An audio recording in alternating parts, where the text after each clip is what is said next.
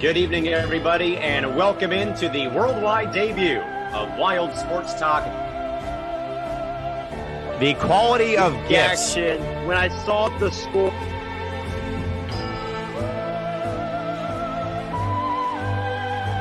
Happening in the game. Go, kid, run!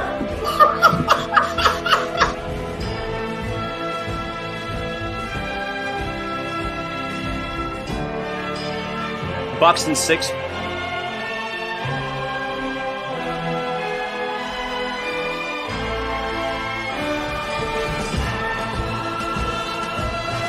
No, he's saying. And Casey King also says, I love seeing new teams like the Suns and Hawks in the conference finals. And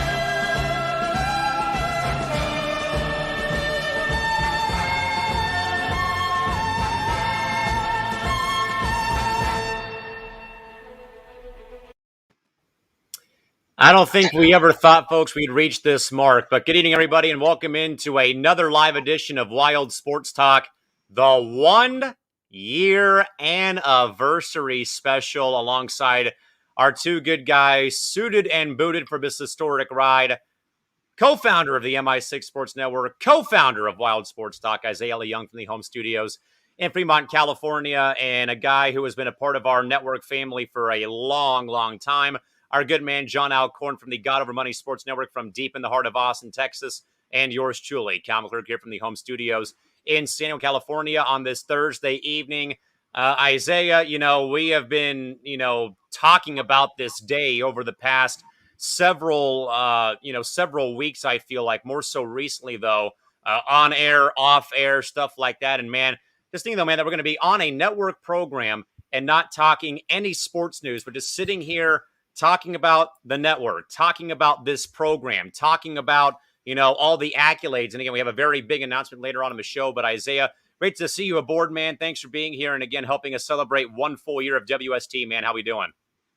Callan, I'm doing fabulous tonight because, this night or this day was super crazy in the sports world. It was probably the most wild day I've ever been a part of in my life, watching sports, covering sports, all that stuff. So it's great. It's great to have stuff like this because at least it gives us something to talk about, like right now at this time when there's not really that much stuff to talk about. So I'm so thankful for all the great trades, all the great signings, all the great rumors, and the draft as well. So thankful for that.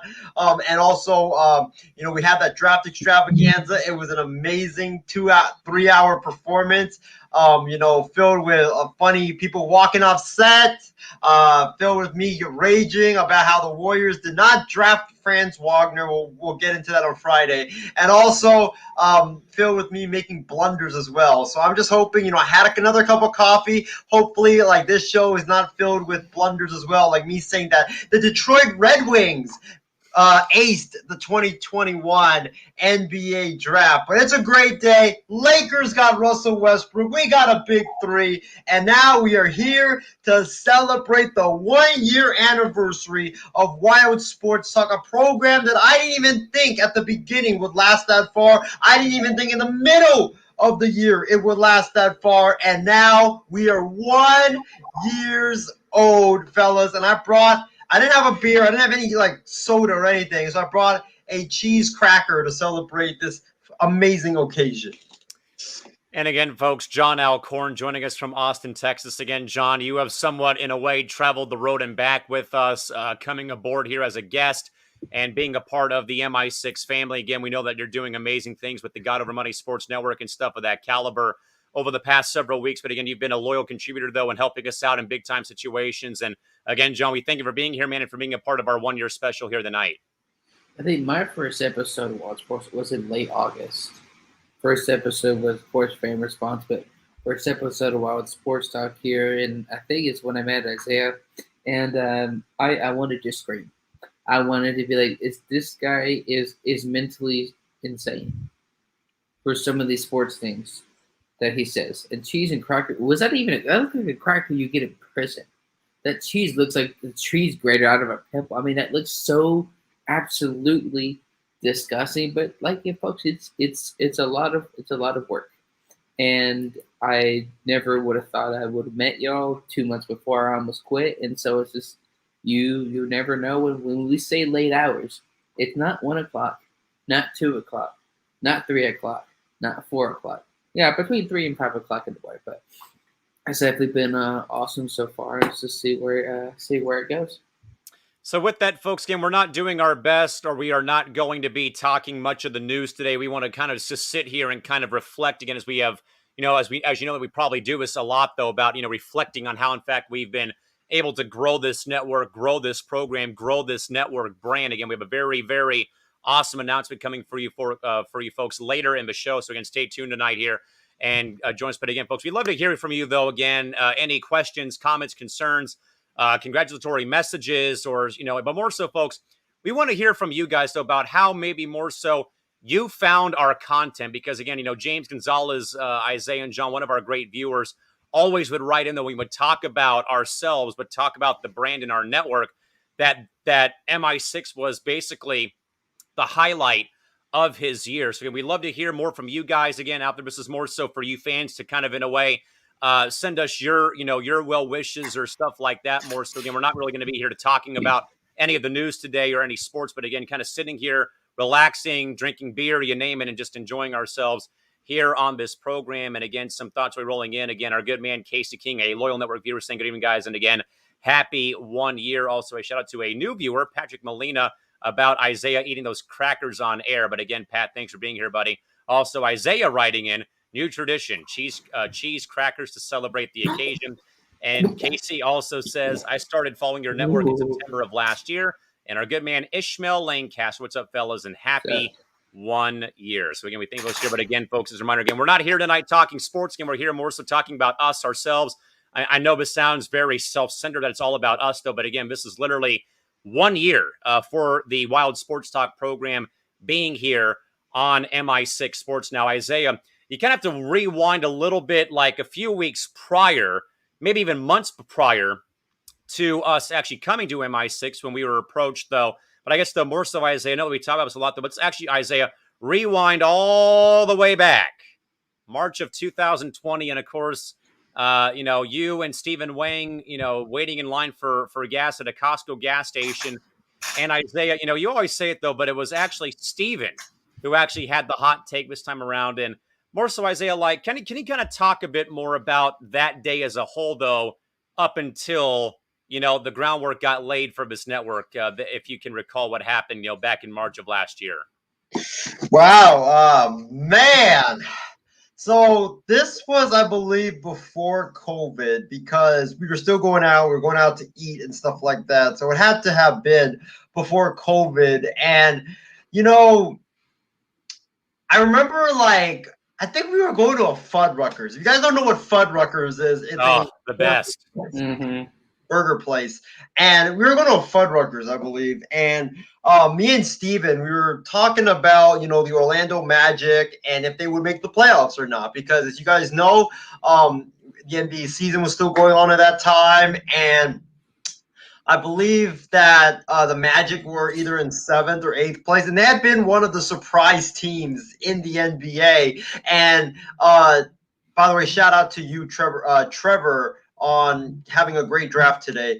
But the Magic, we were talking about them, and I remember, like, I was completely surprised by Steven, because Steven was saying, like, I was like asking Steven, do you think the Magic are going to make the playoffs? Because right now they're in 7th. They are in a very comfortable position. I believe they were at that time like 7 games up on whoever was the 9th seed at that time. So it looked likely that the Orlando Magic, unless they had a massive Red Sox style September 2011 collapse, that they would make the playoffs. So I thought the Magic were for surely going to make the playoffs. Steven was like, they're a young team. I don't really believe in Aaron Gordon. I don't believe in Evan Fournier. And I was like, I could not believe, Callan and John, what I was saying, because the chances that the Magic, or the probability of the Magic were going to make the playoffs, I believe it was like at 90-something%. I was like, are you kidding me? The Magic have a 92% chance of making the playoffs, and you're going to tell me right now that you don't think they're going to make the playoffs. I was like, you have got to be kidding me. My reaction was like to some of John's utterly ridiculous takes, but that's a different story for a different day. But Whoa. Steven was, talking about this. I could not believe what he was saying. So I took out my phone and I was like, guys, this man right here, Stephen Wang, I'm in the car with him. We're driving to Fuddruckers, and this guy right here has the audacity to say the Orlando Magic, a team that is like 9 games up in the standings, will not make the playoffs. And that's basically how the network started. We were waiting at a Costco gas station, and we got into this whole debate about the Orlando Magic, and all of a sudden, boom, there you go. The first ever episode of Carpool Chats, which then turned into Quarantine Chats, and then it turned into the MI6 Sports Network. So that's where it started. It was just 2 guys talking about the Orlando Magic, who we are forever grateful for you guys for helping us start this network. You guys deserve to have like a golden plaque or something because you guys were really instrumental in starting the MI6 Sports Network. But that's what I remember about that day. It was just that 3 guys or 2 guys going to Fuddruckers, having a debate in the car while we're stopping at a gas station to get gas. We're bored, and one of them takes out a phone, starts recording the other, and then there you have it. A network begins. John, again, you joined us, I want to say around July, maybe even August or so as a guest again. But I know that obviously I've told you several times though, and I think I've told everyone more so about how open and honest I was about March of last year, though, of, no live games,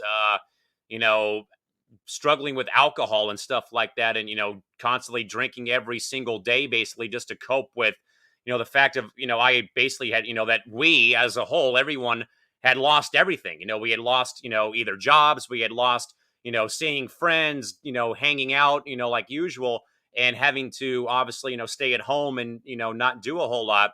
And certainly though, as well, though, John, is, I don't know about you though, in that kind of place, but maybe John, maybe not with MI6, but more so whereabouts were you probably in your career though? I know that you put out a very, very, I think, very bold video though of you giving your testimony though about, how, life isn't roses, there's going to be twists and turns and peaks and valleys, in your life and stuff like that. But more so, John, what do you probably remember more so, man, about when in fact COVID kind of became a thing though, March of last year? Well, basically at the time, and I want to hurl when I say this. I used to work. I used to work with kids, and at the time, 2 or 3 months before that, really, I got this interview for it was gonna be great working with the age group that I wanted in my own classroom. This daycare won't name, but they were about to open up. They were just finishing construction. Everything was working out perfect. I just started a complete sports talk with a friend of mine who we just into that about a year ago. So the job's about to start. I'm writing up a script just because, and I wish I could show y'all what it was about. But basically, at the time, it was just a computer. There's a ton of notes. So I'm not ignoring it. I'm trying to see if I can pull it up here. But basically what it really was early last year was stuff like, I don't know if you can really see it. Yeah. Back in last year, free agency of 2020, I basically wrote down my opinion of top 15 free agents. I wrote 2 to 3 paragraphs each, just like, let's just really get into this. And then I get a call from them saying that they have they took away the job. They took away the job offer. It's just about a month and a half or so before COVID really started. And I was, let's say a word that is TV, is TV friendly. I was beyond pissed, and that it just went. And so I was like, you know what? Let's just go in on this. This is what I want to do for the rest of my life. I've been doing this since July of 2019, and I deleted all the episodes because they were crap. And so then about a month or early February started that one, dude, 2020.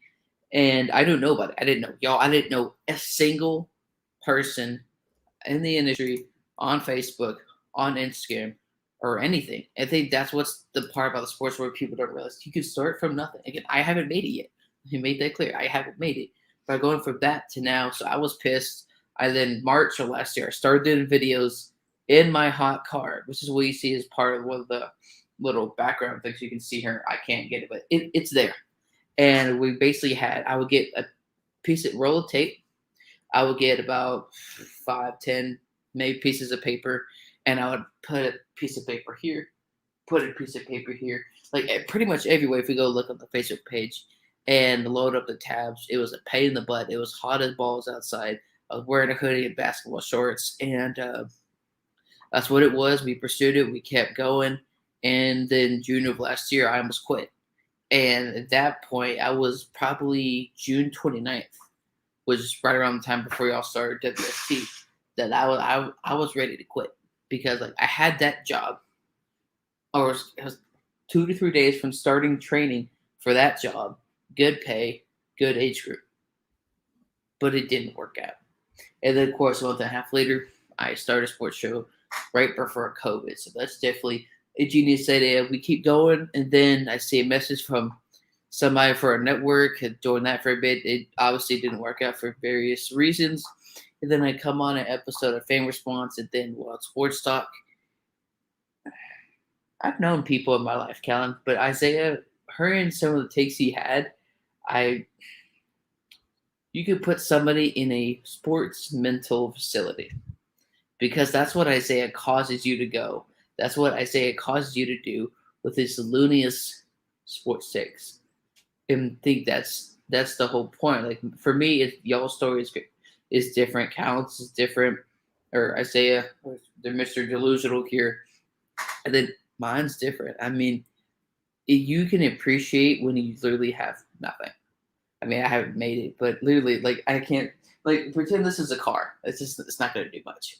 You would look like those old murder shows, whatever. You had a piece of paper here, piece of paper here, piece of paper here, with just your phone, maybe your headphones, recording the Facebook, the Instagram, the YouTube, the Anchor version, and some clips. That took a couple of hours. While the AC is on full blast. You can see one of the videos I had on Drew Brees and Frenzy of last year. I was sweating my balls out. I would take a shower, get ready to do the show, go back inside, and go take a shower. Then we came on here on the end of August and doing another network for a bit, but I still kept coming on as a guest on the night shift a ton while I, of course, didn't have a job, and it worked out. And then you just don't know. Now I got Chris Broussard coming on the show on Saturday. So, I mean, you just don't know what can happen in this industry. You know, Isaiah and John, and like I said, I've been very open about this because I think that we're all vulnerable. Our wins and losses records aren't perfect. No one's gone, 27-0, during the course of their lifetime. No one's perfect. And certainly, especially for someone like me, though, who's been in the industry for, 10, 12 years to be exact, and to have an entire season come to a stoppage and then think to yourself, what in the world am I going to do? And, and Isaiah, I think about it, though, a lot, though, about March and me getting kind of back into the sports podcast side, though, working for the Quarantine Network, started by, fellow DJ Mancat, Bo Doran, who works here locally in San Diego. And he kind of, starts this Facebook group, just kind of keep all of his friends entertained or while they were out of work, obviously. So, I'd be getting up and talking sports in the morning. And then obviously, Isaiah, from March till May, that was what I was doing. Then I want to say in mid-May, Jonathan Mathis reaches out to me and asks me if we could do a podcast similar to what I was doing for the Quarantine Network together. And John and I had followed each other for a bit. I knew he was a writer or was, aspiring to be a writer. And he had never really tapped into the podcast side, where I was kind of vice versa. I would rather be here, talking to an audience this way, maybe more than, writing out my thoughts in a story. And, he kind of was hounding, but, in a good way, hounding like, hey, I'd love to do this. So we started doing what we called McClurgan Mathis for, every so often in the afternoon, just, talk for a bit. And I knew that John wanted to kind of get better, though, and, and stuff like that. And then, and more so I think about that, then of course, Isaiah, I want to say like in around this time, mid-July, is when John approaches me, but then approaches you. I don't know how he found. I think he came on one of your programs and said, "Hey, I want to bring my friend Callan onto this podcast." And we didn't really know each other. And certainly Isaiah more so kind of talk about the buildup from maybe John and me, John and myself doing our podcast into parts of June, or basically, kind of talk about how things built up though from just me and Mathis to then it was John and yourself on MI6 to then when it end up going to where we're going to get to next, which of course is us on WST. Yeah, so it's really funny. So what happened was, I think this was, I would say June, maybe either mid-June or end of June. I remember I was really worked up about the US, there was a list of no, I think it was the Pac-12 or CBS Sports put out, some one of those put out, and I remember that Clay Helton, the head coach at USC, who I dislike a lot, but that's not we're not going to talk about that. But Clay Helton was number 3 on that list, and I lost it. I was like, "What are you doing, CBS? You lost all credibility whatsoever with that list, stuff like that."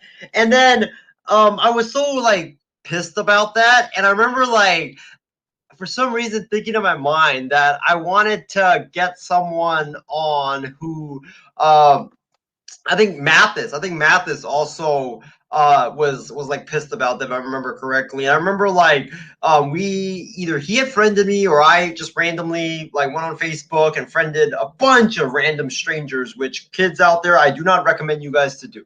But I friended a bunch of random strangers, and I remember just looking at my Facebook one day, and I remember Mathis was fuming about the whole Clay Helton stuff, and he was also fuming about something else. And then what happened was I was like, this guy, he's from LA, USC guy.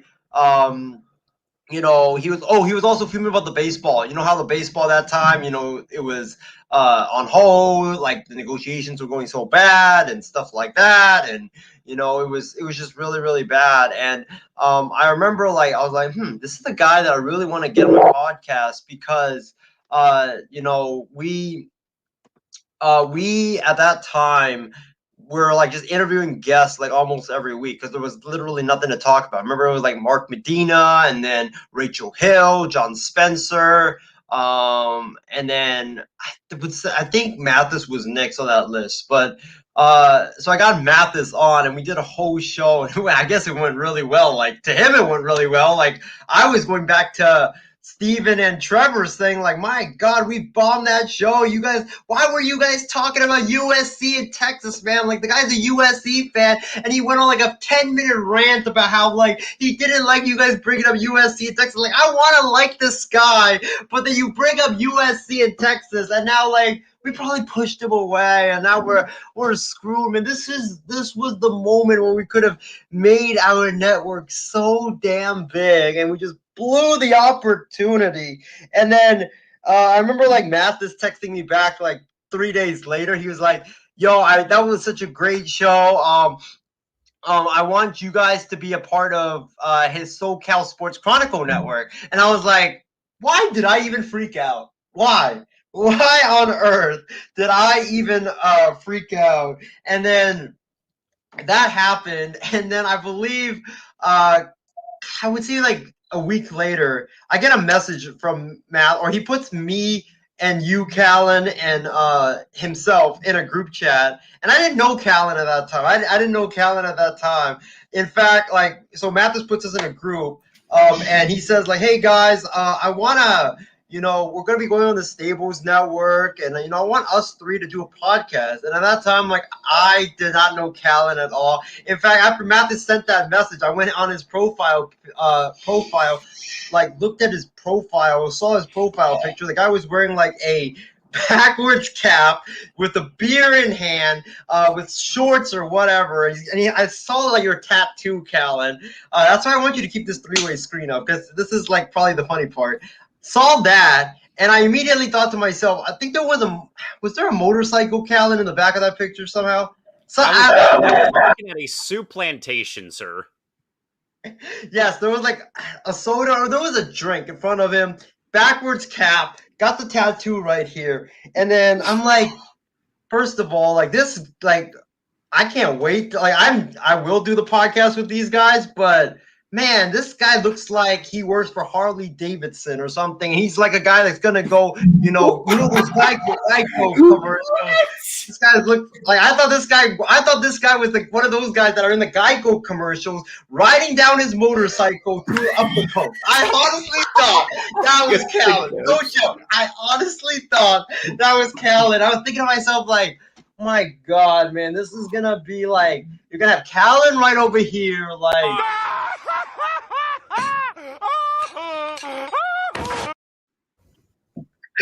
you're gonna have Callan right over here, like being the ghetto guy on our network, and then or on the podcast. Ghetto. I wouldn't be surprised if we have to talk about like racing or motorcycling or stuff like that. So I kind of thought that when I saw Callan's picture. I honestly don't know why I thought that. It was complete opposite of what I was envisioning. But I feel like it took like 10 minutes for me to decide if I wanted to do this. At that time, I kind of was leaning towards no, because I was like, I don't know Callan, like, I don't know him personally. John, I've only been on a show with him once. How's the chemistry gonna be? How like are they gonna take me? Because I know myself. I'm like, say a bunch of outlandish stuff, and I was like, I don't know, man. But then I was like, you know what? It's not gonna hurt if you just take the leap. Just take the leap and do it. It's not gonna hurt, because if we do like one show or two shows and we bomb it, then we all just go our separate ways. And so I did it, and I remember like our first show, it was amazing. But Callan, I don't know what I was thinking that day. I mean, I honestly don't know why. I thought of you as one of those like Harley Davidson motorcyclists that are one of those guys in the Geico commercials that would ride your motorcycle up the coast with that helmet or whatever. I do not know what I was thinking, but yes, that I will conclude with that. Now I have built me up buttercup stuck in my head thanks to Isaiah giving me that visual. John, any response to Isaiah and his thoughts about getting this thing started? Couple of things here. A biker king. Out of all the people that would be in the Geico commercial, it'd be Trevor. How Trevor? In terms of how like some of the commercials are like very calm and relaxed, and some of them are like, oh, so you don't turn out like your parents, and all these weird progressive commercials. That's progressive insurance. Still, in general, it's just like I don't see any of y'all in a Geico commercial though. But though, Isaiah, Callan in a biker gang, like it's a photo. If you want to saw me with a basketball shirt and a hoodie walking down the street, what would you like? I mean, you probably think of some 16-year-old, because again, I'm the beardless ginger. But I just, and that's really the thing though, Isaiah. Kind of like Isaiah saying, like, you did one shot. If it didn't work, who cares? If you didn't get the interview, who cares? It's not gonna hurt you. But at the same time, worried about the chemistry, man, oh man, oh man, oh man. I'm glad you were wrong about that one, because there's no way. I don't know how, Callan, you put up with Isaiah this past year. I've been here for almost a year, but not as long as y'all. And it's oh my goodness. Gosh. That is what I envisioned, Callan. That guy on your left, right there.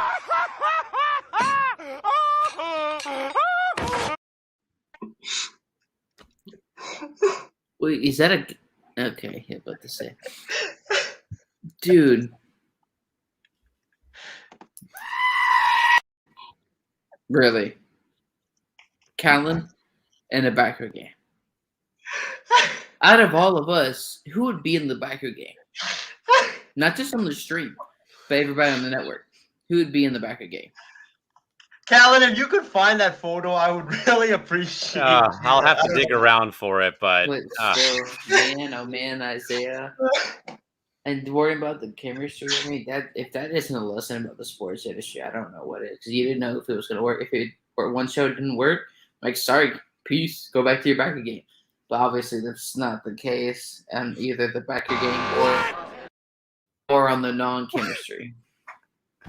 Oh, see, now I'm going to be accused of being in a like in Hell's Angels San Diego chapter, thanks to Isaiah. See, and isn't it funny though too? When this stuff comes around, like all the stuff that you were thinking, like all of it, like comes out of you at this stage of the show. I remember, like, when I first told you, you absolutely lost it, man. And I thought you were part of a. Correct. You said that on the New Year's extravaganza, I think, if memory serves me correct, or the 1 year special back in March of this year. Yeah. I think, like, I thought, like, I told you, I thought, like, that you were like a biker gang and you were like this extremely tough guy and you had all these tattoos and, like, I was like, I don't know, man. This is why you give people a chance. I'm trying to find that photo, folks, right now at this point in time. But I'm imagining it in my head, and I know. I mean, because I know which one he's talking about, but it was at a freaking Sioux plantation, not at a Harley Davidson motorcycle shop. Some thoughts, though, guys, that I want to get to before we move on here. First and foremost is Casey agrees.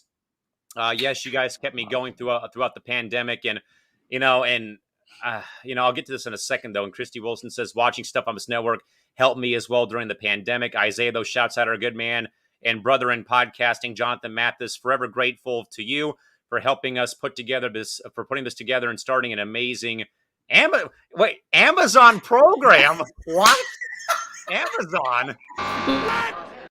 We're not that big yet. What do we have to do with I wish Amazon? we were. My goodness, an amazing. How many blunders have I had already? My definitely want to ship and handle away all your takes, but that's not the point of putting Amazon on there. First it was the Red Wings, now this. My God. And also James says, thanks for the programs. And certainly, guys, this is where I'll kind of get sappy, though, is that this is the reason on screen. Yep. This comment from James that reads, thanks for the programs, guys.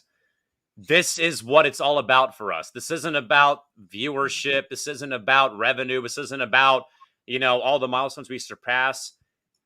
But especially, though, folks, in a time, though, like this, where we all have gone through the meat grinder. I lost two very good announcing colleagues this year. I lost a colleague who worked in girls hockey here in San Diego. That I really didn't talk about a whole lot, though, over the course of the time and back in June when it happened. But also, all of us have, we've lost something. We lost jobs. I lost friends, colleagues who passed during the last year and a half. But also, like James, who we did not know was involved in a car crash several months ago. And James wrote into a show and he told us, hey, I'm sorry I missed you, but I've been recovering from injuries. And we were literally all stunned because, like I told Isaiah, his friends are my friends are his friends, and all of you viewers are part of our family. And when we see each other hurting and grieving or going through things like what we have gone through, our hearts hurt for you. And when James told us that, we all were stunned that, we had heard that he was involved in a wreck. And certainly that's what I think, Isaiah, that before we move on more about us, though, this is the reason why this network to me is so special is, all of us can talk out of both sides of our mouths, though, but it's these people like Casey, Christy, James, Espen Carell, Ishmael, it's all these people who tune in and give their time out of day just to support a bunch of strangers who are just trying to, inform and entertain an audience about sports. Exactly. Like, without these fans, we would be nothing. These fans make it fun to do these shows every single day, every single week, every single month. Christy, Casey, James, Ishmael, Espen, Tyler Work as well sometimes, Taylor, Sean, Ogata. I think there's a couple other people that I'm forgetting. Dr. Ted Vicky, who would always roast me on the program. Hey, it's all good. Like it's all fun. Nobody takes anything personally. These people, they take a lot of time off their schedule to watch our shows, and like I always say, no matter if we're talking about the Lakers, or we're talking about the Dodgers, the A's, the Padres, the Phillies, whatever, the Niners, the Bears, the Broncos, or if we're talking about I don't even know, McDonald's and the best frappes they got there, You like did, not or we. Starbucks, like Starbucks closing, or my mom TV show getting taken off CBS and me ranting about it. These fans, they tune in every single day, every hour we have a show, every minute, and doesn't matter the topic, they will still tune in and give their honest opinions, which I forever grateful. John, we know that you're trying your best to get your network going. And again, we obviously support the endeavor. And, John, I think about it so much, though, because, I work at two religious universities, and, and I think about, how, sports bring people together. And certainly that, here we've all been brought together via sports, but we've also been brought, and that we have been brought together with other people that, that I know, or Isaiah knows, or Mathis knows, or Steven knows. And like I said, though, my friends are your friends are my friends now. And that these people, really, I think, take their, their time out of their days. And certainly at times, though, last year, where again, there really wasn't a lot to be happy about. We're sitting at home doing nothing and watching Netflix and Disney Plus, and sports weren't going on. And, we were all kind of, losing our minds. But yet, though, John, even though at a time, though, where it felt like time stopped, sports brought us together. And that's something that I think we're all grateful for, and stuff like that. And what it's built, though, with yourself, with us, with our friends at Coast to Coast, though, that, that this sports world, the sports world of all things, and with you and me, though, with pop culture too, with Marvel Comics and the MCU, that all of us have become friends. But I always say that, that my very small circle of friends, though, is family, and I consider you guys, more so family than friends, though. And that, John, and, people may, have their thoughts about the sports world and, what's going right and wrong, though. But, this is why that sports is like the ultimate uniting factor, along with music and concerts.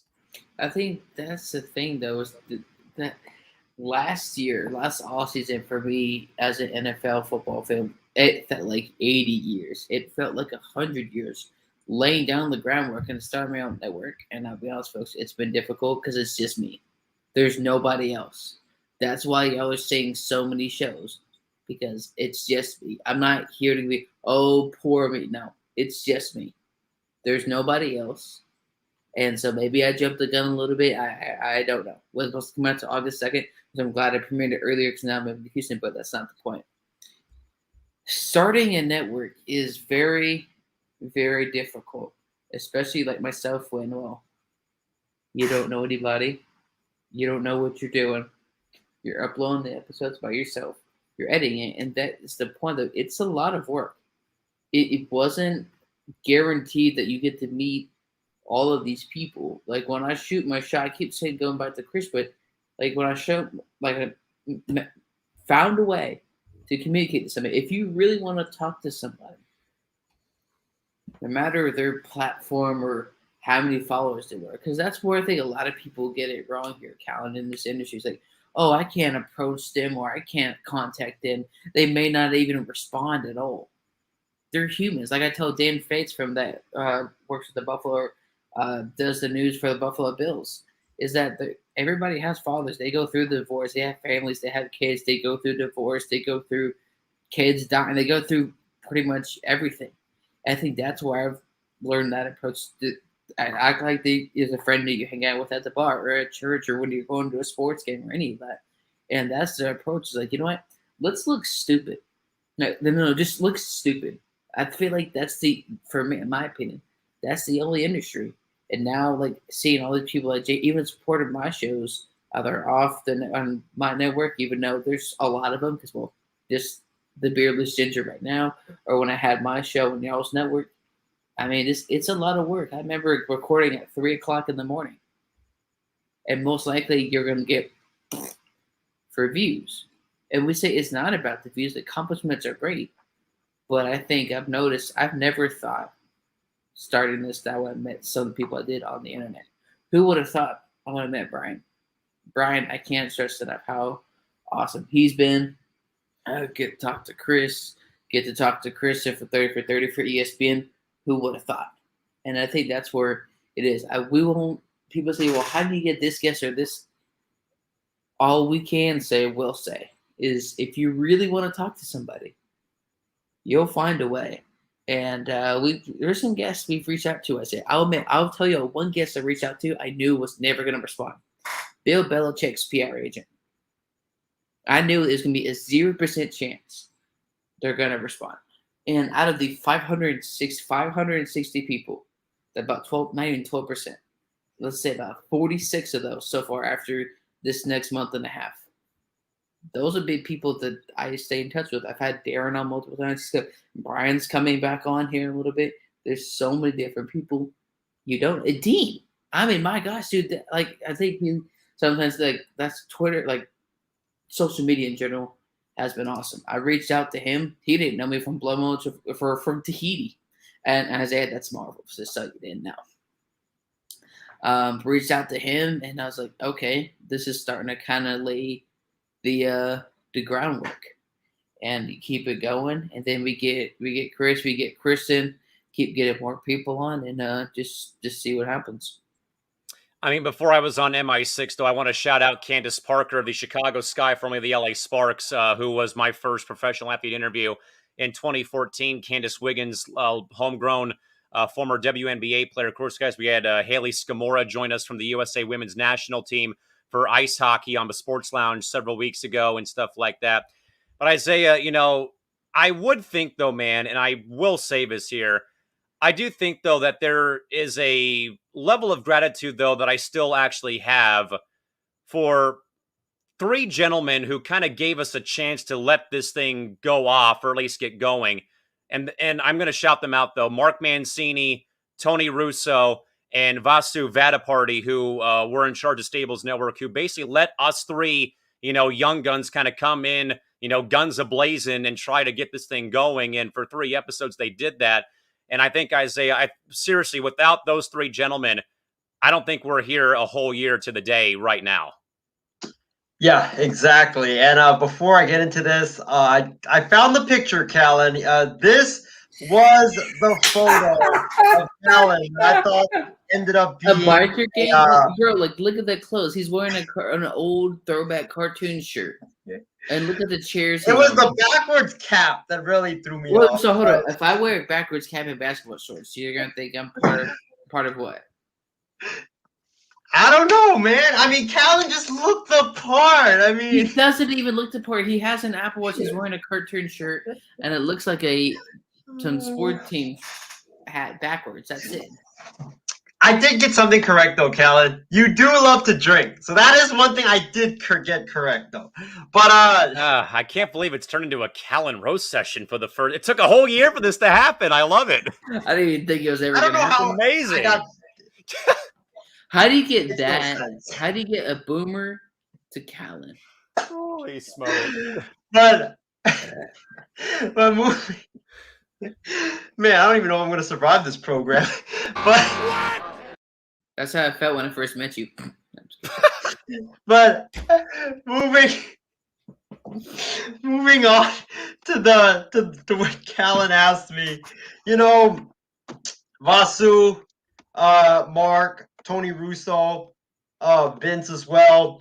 I'm forever grateful to those guys, because those guys, they let us, put this program, us young guys, we are unproven young guys, and they let us come together and put this program together. And I think that, it's just, they took a chance on us. And even though we're not with them anymore, shout out to their network, and pretty sure they're doing amazing things there at the Stables Network. But even though we're no longer with them, they gave us our first chance when I don't think a lot of folks would give us our shot and let us develop this chemistry. And it's been a wonderful show ever since. And, so yeah, definitely gotta give all my praises and props to them. And Vince, if you're listening to the program, I will visit you one day in San Diego. Maybe you can teach me how to play the guitar or something, because I mean that's what I think you've been wanting to see me in San Diego for. So maybe we could do that, or maybe we could go grab some Cuban sandwiches together down there in San Diego. John, thinking about this though, is I think back to Sylvester Stallone getting his start when he was writing the Rocky series. Again, one of the most famous, sports trilogies and sagas of all time in movie history. And Sly got turned down from director to director to director until that one director just said, "We'll do it. We'll make the movie." And I kind of feel like that was me, John, and Isaiah. Three guys unproven, one guy who works in the industry, one guy writing, one guy kind of starting out with Isaiah. And to Isaiah's point, though, is, we weren't sure if anyone was really going to give us a chance to kind of, let this play out, though. And again, these 3-4 gentlemen, again, who, paid their dues working in the industry, who started doing something kind of like us, trying to, keep themselves occupied during quarantine. And here, though, they're like, yeah, why not? We'll take a chance on these guys. And again, obviously we're not there, though, but certainly, without those four gentlemen, though, John, none of us, I think, are sitting here right now on this July 29th, 2021, looking back on a year of Wild Sports Talk being a thing. Definitely not. When I got part of the first ever sports network I was on, I was already, I say in it, started sports podcasting about a year before that in 2019. And it was the worst, hottest bowl of steaming hot baby diarrhea. I mean, those episodes were so bad, I deleted them all. And getting an opportunity at the network, they won for MBS Sports, and then I just kept coming on here on the night shift, and it's like, just need somebody, I guess, to, give you a shot, whether it's in a special guest interview, whether it's just an opportunity to show your stuff. I think the beginning for me was I was talking too fast, or I was really talking kind of quiet. And then kind of developing over time. Yeah, you can talk about stats all day, blah, blah, blah, blah, blah, blah. But kind of bringing that into a topic like, let's say your quarterback threw 20 for 25, 256 and 3 touchdowns. Well, how is that going to impact the division? All these many topics you can bring. A lot of it to folks is like improv. Because you can have the topics, but you can't just say, oh, now we're done with this topic, let's go to the next one. You kind of have to improv and add on to that topic to make it more interesting. And that's where that definitely took a while to figure out. Because you say if you have a topic, one game, let's say it's like the Chiefs and Raiders. All right, you're done talking about that game. Or how does that affect both divisions and Derek Carr's future with the Raiders and all those kind of things you have to think of on the fly. You don't think about it when you're working on a script. So Isaiah, so we go from Stables, and then 3 episodes later we said, or you actually brought, though, about MI6. And I guess, for a bit, Isaiah, kind of talk about, though, where MI6 was before Wild Sports Talk came to the network, literally, as mentioned, a year ago today. Well, it wasn't like going bad, but it wasn't going great. It was like stuck in the middle. I mean, we were interviewing like all these guests, and it was fun. Like, don't get me wrong, it was fun to interview all these guests like Mark Medina, Rachel Hill, John Spencer. I feel like we had a couple more, Benjamin Albright as well. And I think also we did our own like programs, called quarantine chats, because me, Ryan, Steven, Trevor, and Furman, we had nothing to do. So we couldn't even go outside. Well, you could go outside, but there was nothing to do outside. Restaurants were closed. Shops were mostly closed. So we just sat at the table every Friday, or every Wednesday and Friday. I remember Wednesday, Steven and Ryan would do fan response, and then Friday would be quarantine chats. And, out of every single day of the week, I would always look forward to Friday because that's what fan response or not. That was not fan response. That was quarantine chats. And I remember looking forward to those days and being very excited, not even being able to sleep on Thursday nights, coming into the show all tired, only being on 3 hours of sleep and this and that because I was just so excited because there was nothing to do besides, do shows, sleep, eat, and watch TV. That's it. And maybe use your phone, watch YouTube, whatever. But I remember we did the quarantine chats episodes, and it was so much fun. I remember I said Lonzo Ball is the number 4 best point guard in the entire NBA, and I would take him over Kyrie Irving. I'd take him over Kemba Walker. I'd take him over blah, blah, blah. I don't even know. And I still maintain that to this day, by the way, but we're not going to get into that. So look at John's reaction right there.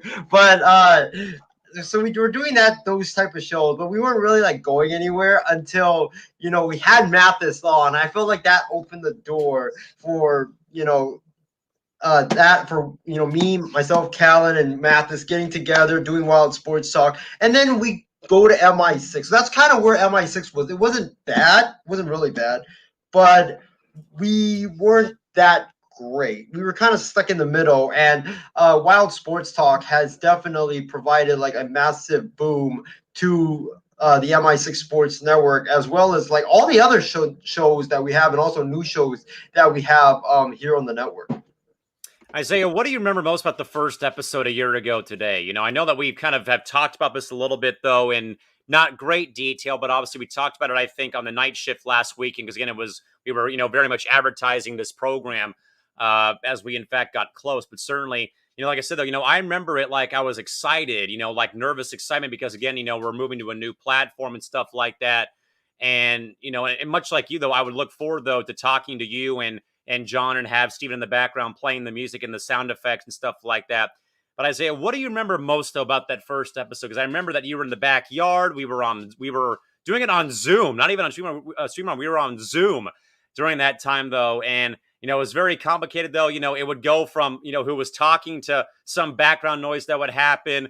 But obviously, I think from the time that we came to MI6, though, and that first episode a year ago was kind of when, basically it went from being super serious, we were kind of tense, to relax, be free, and just have fun with it.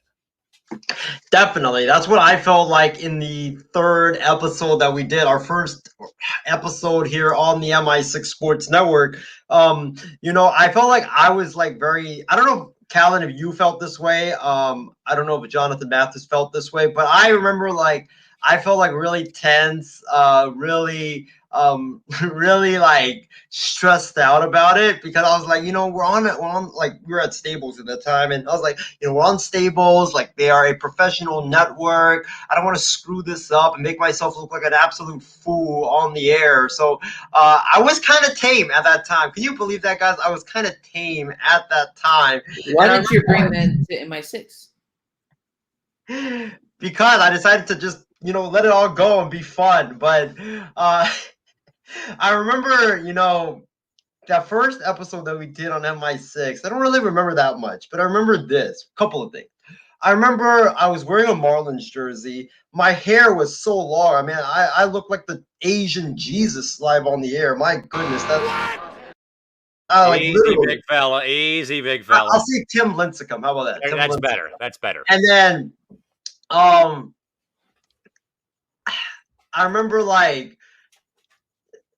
we talked about the Marlins, and I remember the Marlins were going through that strip club incident that they had. I think it was a couple games into the season, and where some of their players went to a strip club, and then all of a sudden, they have a massive COVID outbreak, and myself, Callan, and everybody else were like, what are you guys doing? Why are you guys going to a strip club and this and that? And I remember, I was going on my rant about the Marlins, I was saying, like, if you're bored, just run around the hotel and be like little kids and play tag. Or, why don't you go watch Netflix or watch YouTube or whatever. And I remember Wait. There was one more in there, though, sir. yeah, there was one legendary line to this very day where it caused you, Mathis, and Steven at that time, who was on with us, to just go, like, to laugh super hard and to just walk off the set. And that was, if you're feeling horny, just watch Romeo and Juliet. Just do it.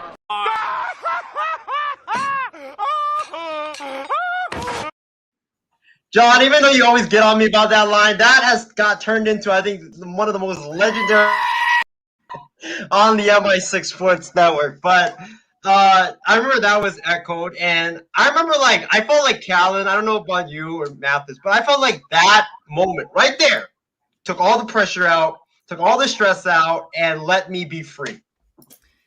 I certainly think that it was like the moment of, like, where the glass ceiling broke, where it's like, you know what? This is just fun and games now. And James, I agree. Oh me, oh my, Isaiah. ... More so, John, I won't ask you for your thoughts about Isaiah and his remarks about the Marlins and the strip club, but more so, John, when you first came on as a guest before you became a regular fixture here on the network, before again starting your own network, but still working in conjunction with us still on the side, is what did you really notice or take away from maybe your first couple of appearances here on MI6? Well, the first one, the famous first one was kind of a little cringeworthy, because it's like, I don't know y'all. Like, I don't know if this is really gonna work. Steven was kind of this quiet, chill dude. I felt like he didn't talk to nobody. He didn't like nobody. Obviously, it's not true. And then I think it was late August, early September. I heard it was September. I think it was the first episode. I was like, hey, do you might be coming as a guest here one time? It was the night shift, of course. That time I wasn't working, so I was on there pretty much every single Saturday and every Saturday and Sundays. And at that time, I was a part of another network, the MBS network, MI6 Sports, and just kind of really seeing how Isaiah there's one moment in everybody that starts in the sports industry where it's like, okay, when you do something like that, or when you that one moment, or that one interview, you're like, you know what, we're probably gonna be okay. We're probably gonna be just fine. It's like there is something like it. Like, I was very thankful for the time I was with the MBS network, the Nothing But Sports, but I decided to leave there not because of them. They were phenomenal. It's just something like there's not really a word. It's kind of like, when you maybe have that job or maybe not, where it's just after this job you're not going to get that type of job. It's like all your coworkers are great, everything's phenomenal, and you may have some good coworkers, you're professional, kind, and courteous, but that's kind of, I guess you could say, that's what it was here. There's not really a word. I didn't know y'all, and there's not really a specific word to describe it. The Marlins incident, here's the thing. If you are going to play sports, you take it seriously. There's no distractions. And if you're going to play sports, get your head out of your ear, and practice and play ball. This is not a kid's game. This is the MLB. But Isaiah, I put up with you for a year, and I haven't been put in a mental hospital like Venom's son, Cletus Cactus. But hey, I mean, you just never know what can happen. So, Isaiah, obviously, we start doing programs on here and things like that. And certainly, Isaiah, I know that you said, though, that things were in an okay place, but they weren't great. But obviously, as time went on, though, we basically kind of began, running wild, essentially, in regards to, new things and stuff like that. But more so, Isaiah, and I think that there's been one group, though, that we haven't really mentioned yet, though, on the 1-year anniversary special yet, though, Isaiah, is the list of all these amazing folks who have who work in the industry, who have taken time out of their day so many times, and there's so many for us to that we will actually show you folks every guest that we've had show up here on this program. But certainly, Isaiah, I know, man, that it's obviously that was part of the whole entire thing, though. With Mark Medina, Dave King, and stuff like that. But more so, Isaiah. I don't know though, man. If we honestly could say enough great things about all these people, man, who have taken so much time out of their busy days during the last year to join our network. And again, more so, Isaiah, all these people that we have either looked up to or who want to see people like us succeed in the industry, that they would take the time to join a podcast network, and not a national publication, but a like underground run podcast network like MI6 to be a guest on the program. Isaiah, give us your thoughts. It's amazing. It's mind blowing, and I'm just grateful to them because, like you said, Cal, and I think John said this earlier too, that there's some guests. I'm not trying to throw shade at people or anything like that. But there's some guests where you're just like, you're like, I'm never, ever, ever, ever, ever going to be able to get them. And you look up to them as a little kid. John getting Broussard, that's a huge get for me. Really, really huge get for him because, he probably looked up to Broussard, probably watched him on ESPN as a young kid. I did the same thing as well. And also, some of these guests like the Courtney Cronin who covers the Vikings for ESPN. ESPN is very strict about getting their people to come on your podcast without going through their PR department. So it was huge to get her on. Paul Gallant, another one of those amazing, quirky guys. I'm trying to think of others that we've had. I remember Benjamin Albright. This guy was he broke the news live on. It wasn't on WST, but it was on Quarantine Chats, I believe, with myself, Jonathan Mathis, and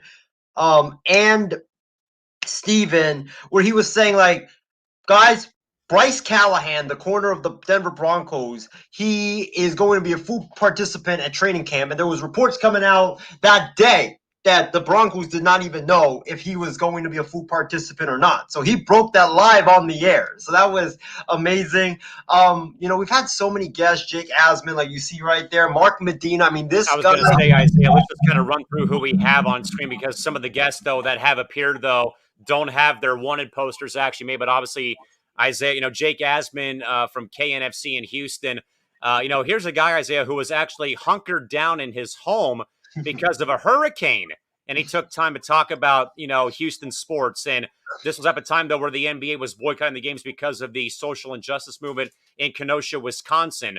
And then Jake and I talked hockey for a bit. And certainly, a guy, Isaiah, literally hunkering down because of a hurricane, taking time to join us here on the program. Yeah, I remember that interview. I remember I wasn't supposed to say this, but it's been over what, 6-7 months since that interview, so I can say it now. But I was actually at Steven's house. We hopefully his parents are not listening because he's gonna get his butt kicked if his parents are watching the program. But I was at his house. We were throwing a party, and his parents were in China at that time. And man, I'm about to get some stitches, I'm pretty sure. But we were throwing a party, and Steven could not give me his Wi-Fi because at that time I remember his parents had changed their Wi-Fi network and he forgot it or something like that. So we did it on his computer, his laptop, on his account, I think, or on the MI6 account. And I remember he was like, Isaiah, you cannot show your face. You cannot show your face. You cannot tell anybody because if you show your face, my parents are going to see, since they do watch our podcast. Oh, gosh. That's not good. But if... Isaiah loses again. Isaiah loses again. Sorry, Isaiah Steven. loses again. Isaiah loses again. That's a national anthem now for MI6. But he was telling me Isaiah, you cannot go on camera. You cannot tell anybody you were here because my parents are gone right now, and I don't want you to. I don't want them knowing that we had a party live or on that day. And I remember doing that from Steven's house, and my camera's off and stuff like that. And I remember like every time I would speak, I would stutter so much, and I would be like, and I was like telling Steven, like, who was next to me, I was like, Steven, my gosh, man, like this Jake Asman guy probably thinks like I'm like the weirdest person alive. You probably thought that I suck and I should just go to McDonald's and just flip hamburgers or something like that. But the guy, I honestly like was telling Steven all that stuff. And I remember that like it was a very memorable interview. But yeah, I had such bad confidence at that time. But there was other interviews like a couple interviews that we had recently. Carolina Tate was a very great interview from K-Loop in San Antonio. She was awesome. Yeah, she was great. I remember Mathis brought her on the air. We talked about the Spurs, talked about the Cowboys, and I remember I made Cal flip off that day too because I picked the Chargers to knock off Drew Brees and the New Orleans Saints on that show. Isaiah loses again. Isaiah loses again. And the Chargers were going to win that game until their kicker missed the 25-yard chip shot field goal, which I'm still pissed off about because I lost the bet too. The Chargers lose again. The Chargers lose again.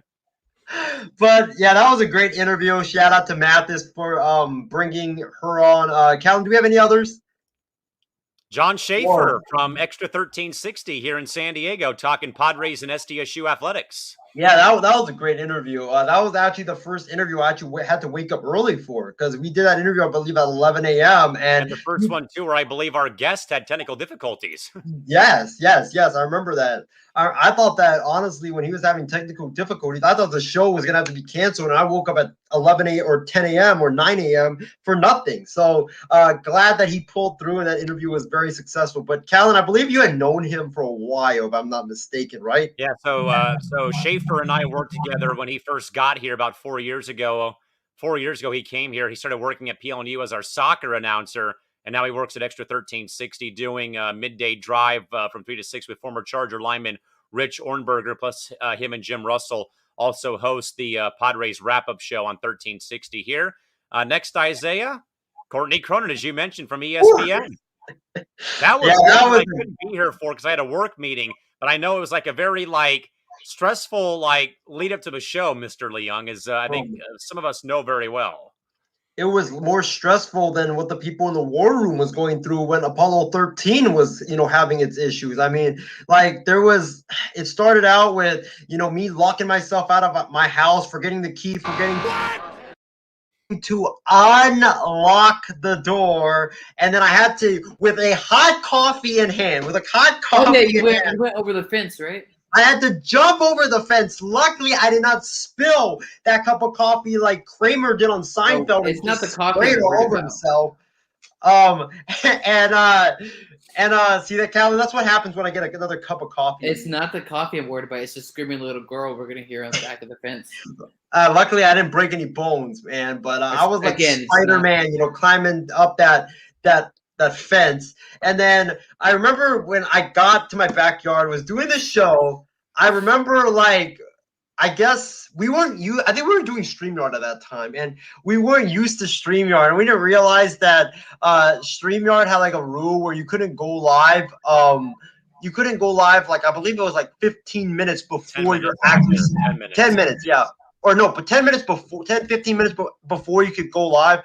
I don't think they let you, if you are 20 minutes early, they don't let you go live. So we didn't know that rule. We were on the air, I believe, we were supposed to be on the air at 3, and she had some technical difficulties. She had some issues, so we pushed it back to 3:45 or something like that. And I remember she came in at 3:15, and we're like, yes, let's go. And then all of a sudden, StreamYard doesn't allow us to go live, and we're like, what's going on? And I remember Trevor frantically trying to get everything, trying to see what's going on, refreshing StreamYard 10 times. And I remember myself just being just thinking in my mind, oh my gosh, she's just gonna leave us, and she's gonna be like, yeah, these guys are having issues, probably gonna have to postpone her, she's gonna leave us. And then all of a sudden a miracle happened. 10 minutes later or 5 minutes later, we were allowed to go live, and we went live, and it was a good interview. Shout out to Matt for stepping in and filling in for Steven, and talking about Kirk Cousins and the Minnesota Vikings at that time. I believe the season had started. I believe so. Yeah, I believe the season had started, and we were talking about the Vikings, and it ended up being a really good interview. And Courtney's a really great person.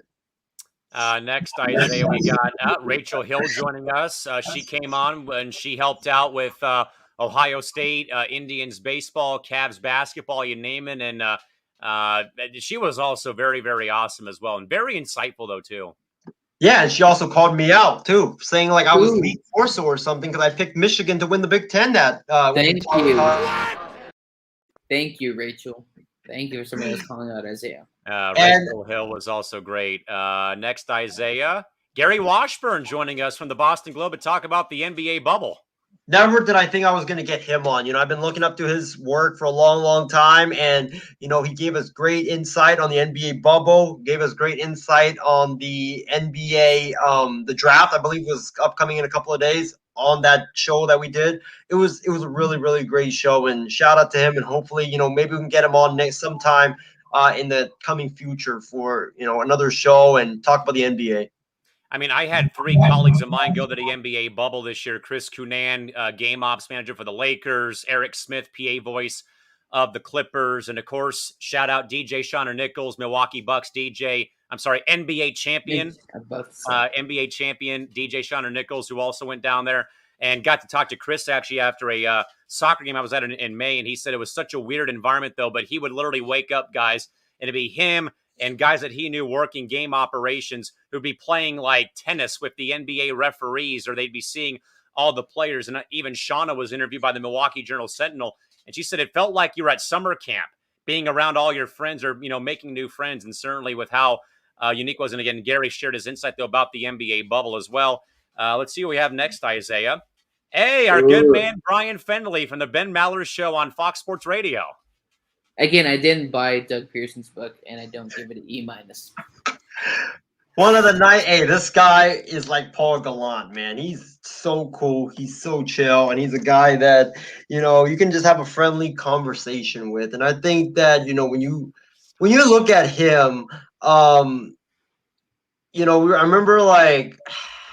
I don't remember much about that interview, but I remember we talking about like Chip Kelly and UCLA. He only talked Pac-12, but Brian had some minor technical hiccups, though. But John was writing in every question. Brian was, and he was roasting on the show. I had him on the month before, so he started roasting me. He's like, I guess he said Carson Wentz should be MVP candidate. I give Doug Pearson's book an E-, and then I put in the comments, what the fuck is it E-? So I got roasted by Brian. And E- has become like your thing between you and Brian. Yeah, so like I've only known him for like about 3 weeks, and then I start getting roasted by him. So like, okay, I see how. And it's great because my parents still listen to 1360, which is our Fox Sports Radio affiliate. So we hear Brian when he's not doing tennis as he is right now, updating on the Ben Maller Show. So when he was actually on John's network, I watched the show and wrote in saying, Brian, you are in the air everywhere, imitating Mr. Ben Maller. And, of course, Brian and I sharing the San Diego connection, of course. And we both despise the Chargers because they left San Diego. So we have that going for us as well. Next, Isaiah, your boy Grant Cohn from Sports Illustrated. Probably my favorite guest that we've had so far on WST. Best guest that we've ever had, man. I mean, this guy was one of the biggest Nick Mullins fans that I know. I mean, like this guy shared the same things about what I was what I was saying to Alcorn and Callan on a weekly basis. I mean, it was great. It was a great show. And I remember the best part about that interview, Callan, I don't know if you remember this. John, I don't know if you guys remember this, was when I was like talking about the Niners offensive line. I forgot who it was, but McGlinchey. It was No, it was Colton Mikowitz. Yes, Mikowitz, exactly, that guy. And I remember like saying like, the 49ers like number 65, and there's some dude named Colton Mikowitz or whatever his name, and Grant died when I said that.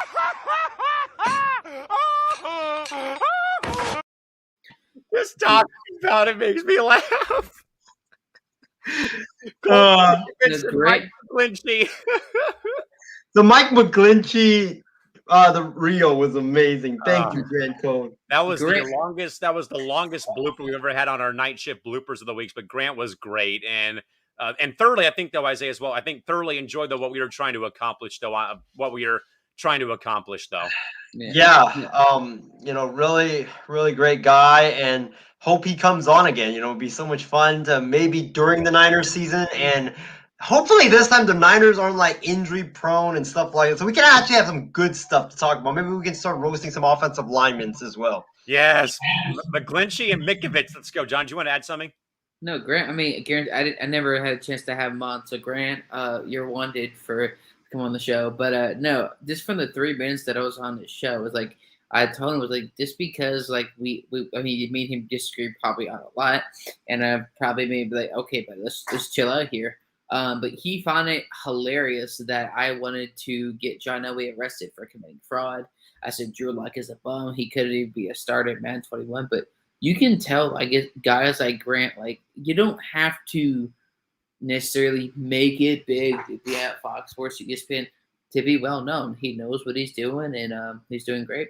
And here Grant works for Sports Illustrated covering the Niners in the Bay Area. Isaiah, one of my other favorites, but Mark Willard from KNBR, and a guy though, Isaiah, like I said though, when he was on though, a guy who does so much for aspiring broadcasters. As I said though, Mark used to put on these workshops here in Southern California when he was working at ESPN 710, and Mark really wants to see people like us succeed and get into the field though, and he coaches announcers or aspiring broadcasters, and he does so much great work though. But again, he talked Giants, he talked Niners, he talked Bay Area sports, but also Isaiah just left me in a better mood that day because Mark so much, man, he put so much time and effort into helping people like us get into the industry though, and I always though will be forever grateful for Mark and his help though over the past several years. I remember that show. He was an amazing guest. I remember we only had like 15 to 20 minutes with him, like a short time with him because he had to do, I believe, his radio show that day got pushed up. And I remember like that show, we're talking about the Giants, talking about the 49ers, talking about Nick Mullins as well. Yes, we went like 4 or 5 weeks talking about Nick Mullins straight. I mean, it was great. Mark let us talking for like 40, 45 minutes, though, not 20 or 15 as it was supposed to be. And gotta give him a shout out because he did the show outside next to a brick wall. So it was great. It was great. Better than the virtual backgrounds I used to have on Zoom, like by a long shot. But John, I want to go to you though, because, Mark Willard, again, this is a guy who basically, I will say though, has kind of, bent over backwards for people to help get them into the industry. And John, when you hear someone not make it about themselves, but more so, how can I help the future generations though with these seminars or, hey, we could do a virtual meeting and talk about what do you want to get out of the industry? How important is that though nowadays, or even, during the pandemic last year to kind of, get people back on the right track?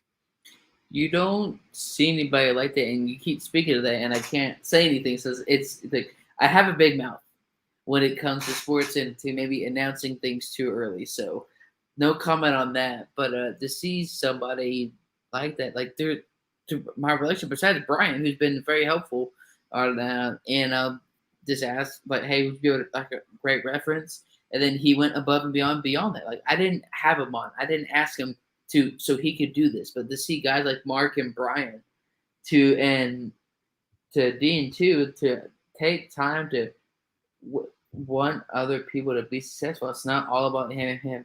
Oh, I want to learn. He's like, no, I'm too good for you. I've made it. You can go figure out yourself. Screw you, bleep you, all of those things. But then say he took the humble road, and I wish there were more people like that. But I really doubt there's anybody like that in terms of starting like a shop to help people, I guess, get in the industry, to learn how to get into how to be a better sports broadcaster. I don't think there's anybody like that anymore. So, I mean, if he were to do it again, I think that, or whatever situation it is, I would definitely participate in that. Isaiah, I don't know if there's anyone, Mark appears to be the last poster we have, but certainly we've had a few more come on, including most recently, though, Isaiah, Chris Fedor from the Cleveland Plain Dealer, who talked Cavs with us about 2 weeks ago. Yeah, before I get to him, I actually want to give a couple of people a shout out. Dan O'Dowd from MLB Network. I mean, this guy Callan, you are a big baseball nut. I'm a huge baseball nut. Never in my wildest dreams did I ever think when I found him on LinkedIn, and I found his email, and I was like, you know what? I want to email him, but I highly doubt he's going to respond. And the theme of tonight's program is, or one of the themes is, take the leap. Take the leap, which has made this network so successful. Is this guy? I'm telling you, I emailed him and he responded just like that. And I was sitting on my bed, or I actually was gonna go back to sleep because it was like 11 a.m. and I wanted to just sleep in until like 1. And I remember like getting a ding on my phone, and I was like, who could that be? Is it, please let that not be another one of those like sweet tomatoes, airport job finding, spam emails. And I look on my phone and I'm like, what? Dan O'Dowd actually responded? Are you kidding me? Like, what? And then like he was like, tell me more about your podcast. And I quickly was messaging Cal, and I was like, yo, we might actually get Dan O'Dowd on. Like, send me something to write. And Callan sent me something to write back and wrote something back to him. And he was like, sure, I'll be willing to come on your show. Let's just talk about what day and what time. And I didn't tell anybody this, but I was wearing my pajamas, was in my bed, right over there. I was right there in my bed. After he told me, send me a day, send me a time, ran out that door, ran into my living room because I was the only one home, and I was like, we got Dan O'Dowd, let's go, let's go, let's go.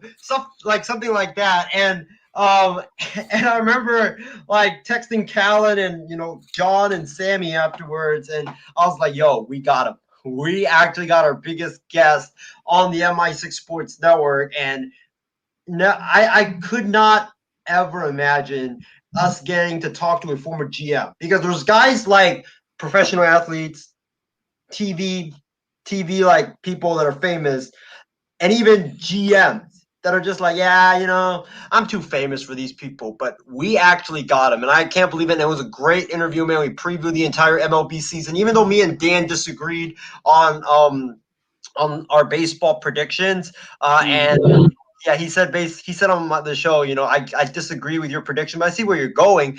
But it was a fun show, and Dan, we're definitely gonna have you on because we gotta definitely check those predictions out after the season is over, because I think I'm nailing like pretty much all of them.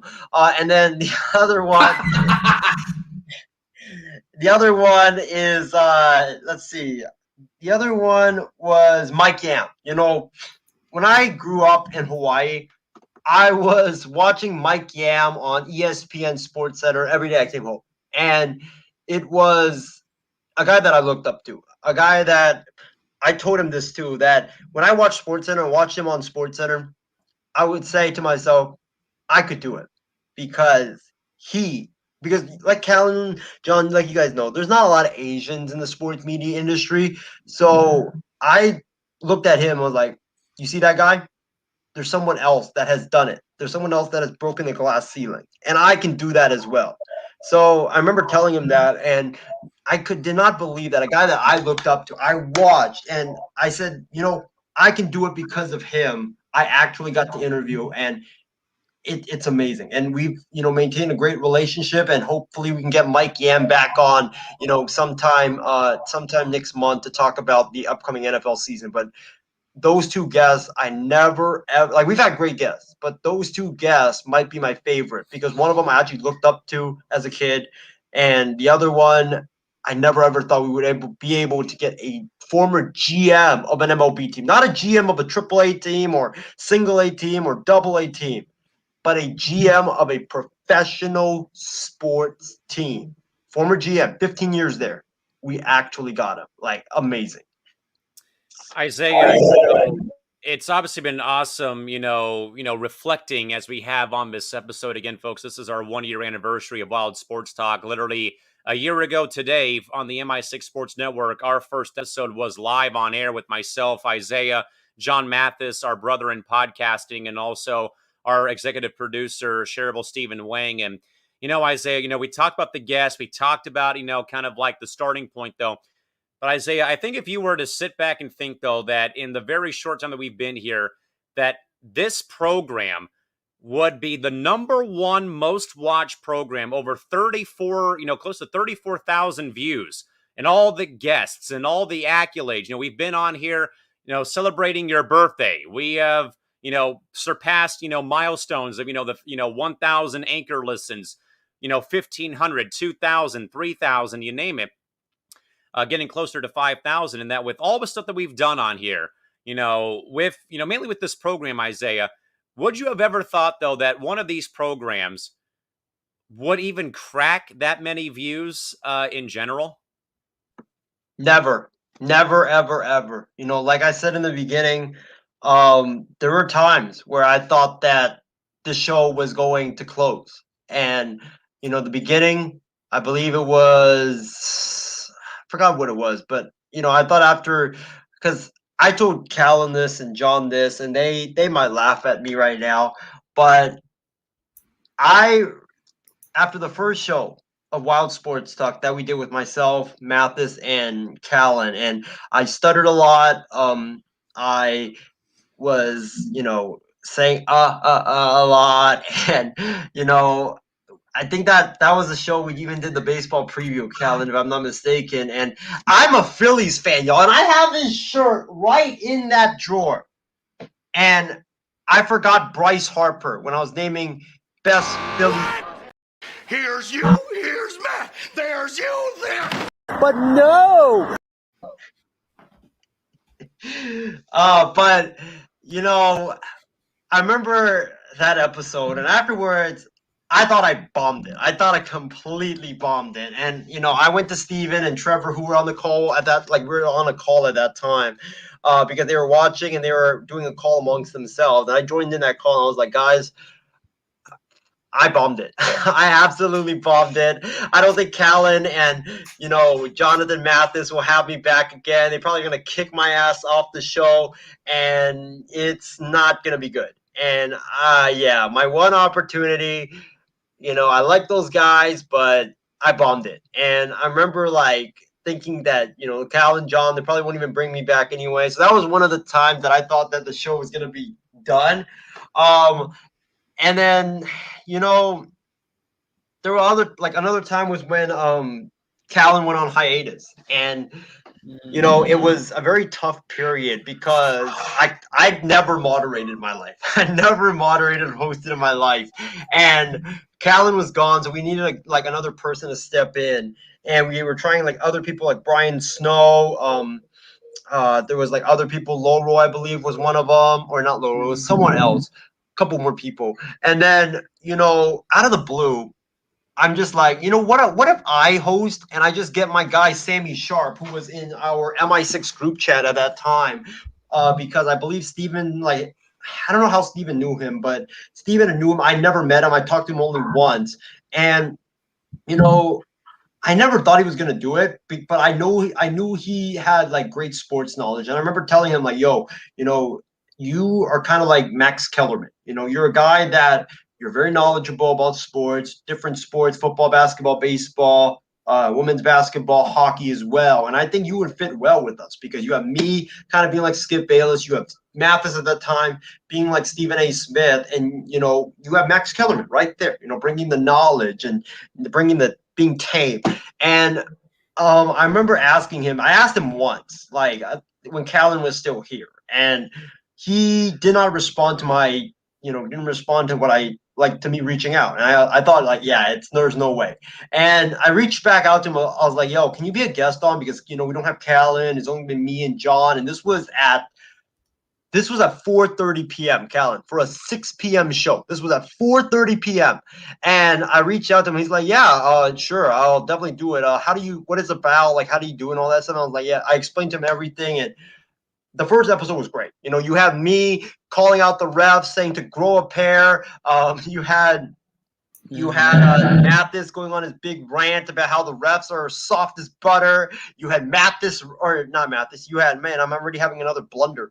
You have Sammy ripping the Seattle Mariners for not promoting Jared Kalenic out of spring training and ripping Kevin Mather, their president at that time. And it was a great show. And I remember telling Callan at that time, I texted him that we got a great trio. We got a great trio. That, Sammy, myself, and John, I think would be great. And then I thought that would save Wild Sports Talk. And then when Mathis departed, like 3 weeks later, I was like, oh God, here we go. We got myself. I want to continue. I don't know if Sammy wants to continue it because you have one co-host that is gone, and the show is just it's in chaos right now. And I was like, I thought the show was dead. And then I remember Loro he invited me to do a podcast. It was supposed to go 30 minutes and it went 2 hours and it was great. You were talking about NFL, college, all that stuff. And I invited him to come on for our St. Patrick's Day special, which Callan and John Alcorn at that time opposed. And we had a St. Patrick's Day special. And I remember it was a good show. It was a pretty good show. And it was us three. It was basically like when Loro could do it, he would do it. When he couldn't, it would just be me and Sammy. And I felt like me and Sammy would be good because I brought the hot takes, the delusional hot takes, and at that time, since I was hosting, I wasn't able to, say Keaton Slovis is gonna be the best quarterback in NFL history or whatever, and so stuff like that. And I couldn't do that, so I had to be more tame. And I remember me and Sammy just worked well, and I asked Callan, yo, when you come back, we got to keep Sammy because he's a keeper right there. And, I know he's not on the program tonight, but Callan, and I think you're probably going to echo what I'm about to say, but I got to give credit to both Sammy and Loro for taking the chance and jumping onto Wild Sports Talk because Loro had been doing his own stuff on Instagram. I think he also did a mini podcast with one of his friends, but he hadn't joined a big podcast, and he only knew me from one show. He didn't know Sammy at all, and so he took the leap, and it's been a great combination. But also Sammy, I got to give him a lot of credit because, and I don't know if Callan, you're gonna think this as well, John. I don't know if you will, but I think Sammy saved Wild Sports Talk. I really believe it because without him, I think the show is dead right now. I think it would have been dead in May. And he coming on really saved Wild Sports Talk. And I know that, he was critical of sports media in the past. He never did it, but he was very critical about them. And I think he even said this for the 1 year special, if I'm not mistaken, that, it's about, he took that chance. He never did. He took that chance, and it's been amazing and an awesome ride ever since. So, got to give him a big shout out. Got to give Loro a big shout out. Those two guys, they saved Wild Sports Talk, and I'm forever grateful to them. And hopefully, hopefully we keep this going, man, and we will definitely.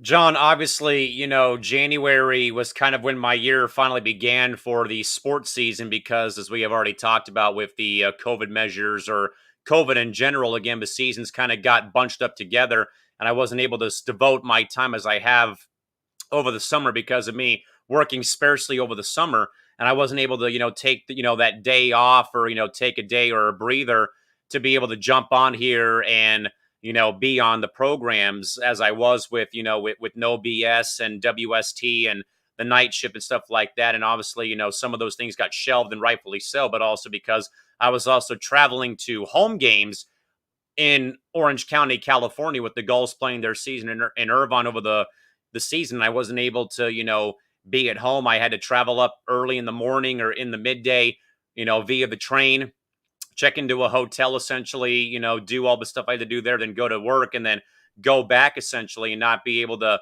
even join you from the hotel. I would only be able to jump on post-show calls every so often. But John, obviously, with you being here during that time, though, and obviously, Isaiah, I think, laid it out right, though, where, and Isaiah said it right, though, I think, on the night shift, though, is that a lot of times, though, podcast will start, and they maybe, get through a month, 2 months, 3 months, but at the same time, they don't, have that sustainability where they don't sustain the success. They don't sustain, the content or the timing doesn't sustain or it doesn't, continue on.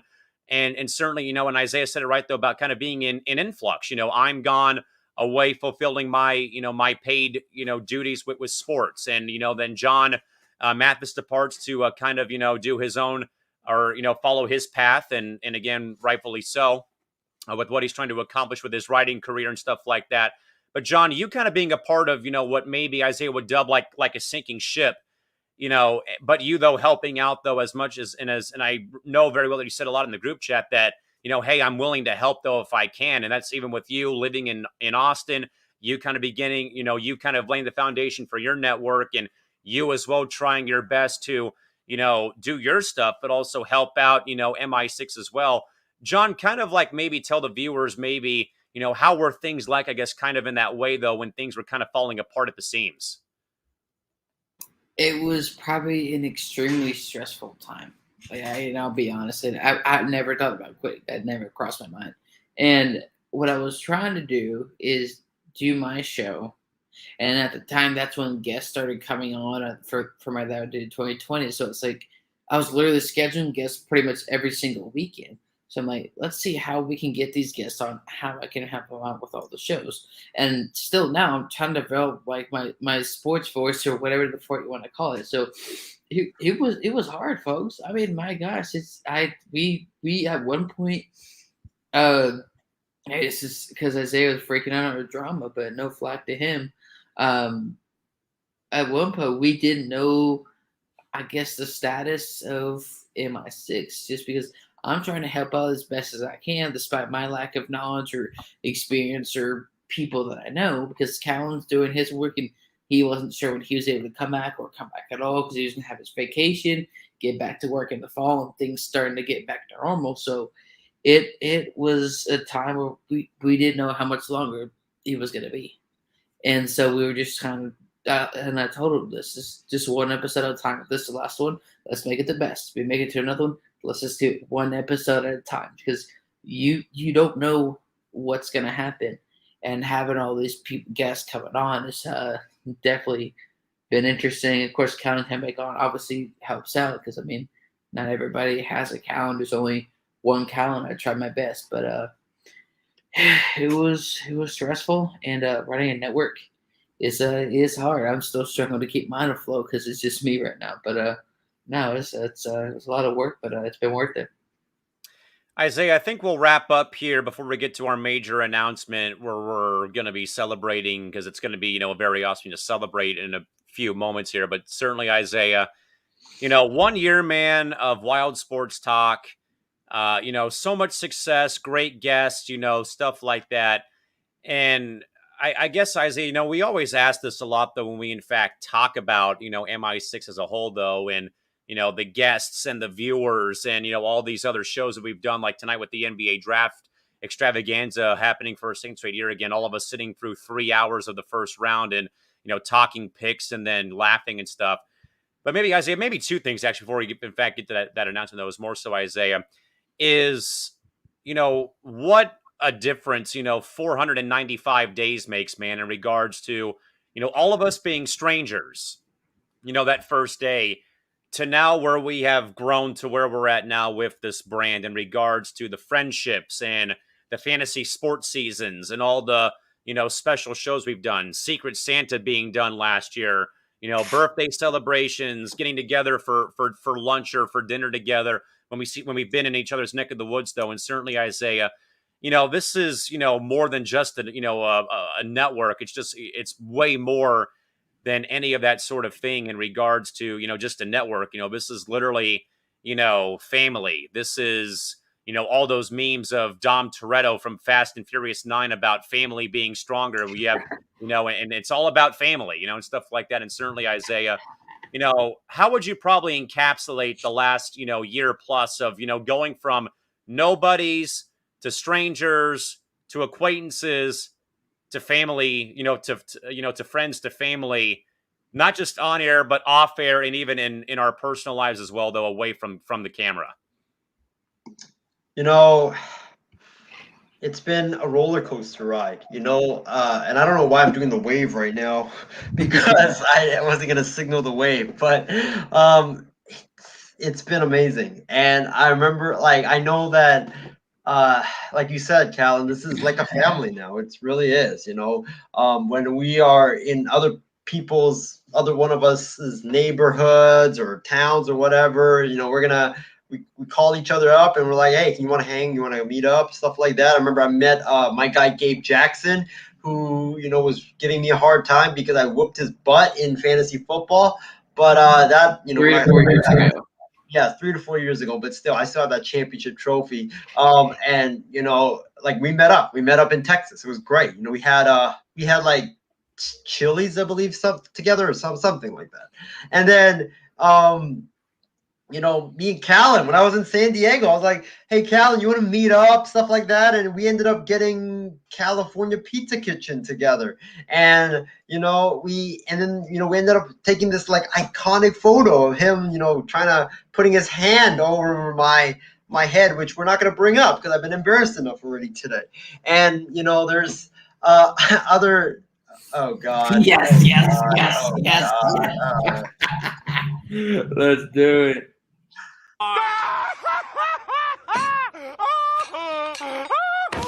But no! Isaiah, this is what you get for the whole thing about the motorcycle gang topic from earlier in the night. Bad to tell you, buddy. Quick disclaimer, folks. I'm not that short, okay? I was bending down on my knees so we could He had a massive fart that turned his shirt. That's what happened. We weren't. I'm not that short, okay? I'm not that short.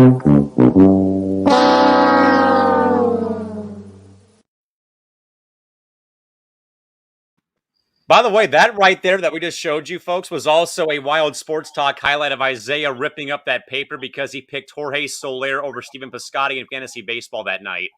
Yes, I remember that. And everybody walked off the set. It was so great. But, I remember also after we met up, Cal, and I ended up leaving my half pizza that I had. I was going to bring home. I left it on our table, and then they dumped it. And I was like, there goes my dinner for tonight.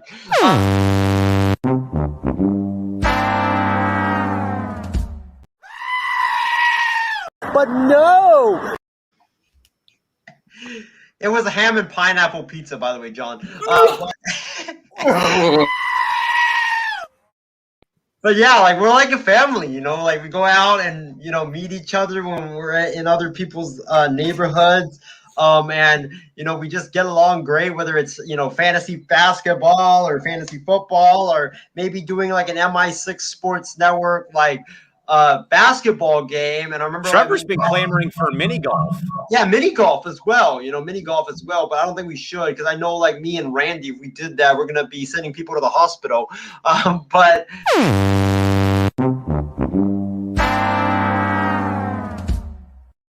oh man, our good man Randy Cox from Coast to Coast, and we had a very fun chat about Happy Gilmore in the Coast to Coast MI6 board meeting a couple days ago. And Isaiah didn't know what Happy Gilmore was either. Come on, Jimmy, we got to get this first down. Hasty's open! Hasty, oh my God, you take a damn sack. He was wide open. Are you far? Don't forget those videos as well. But, it's just been an amazing year, and I know it's going to continue on and on and on, no matter if Callan's out there working for the Gulls. I was going to say the Ducks, but the Gulls. Or me working for the Sharks or working for the Niners or whatever. Or John, going to the Houston, working for the hated Astros or working for, whatever.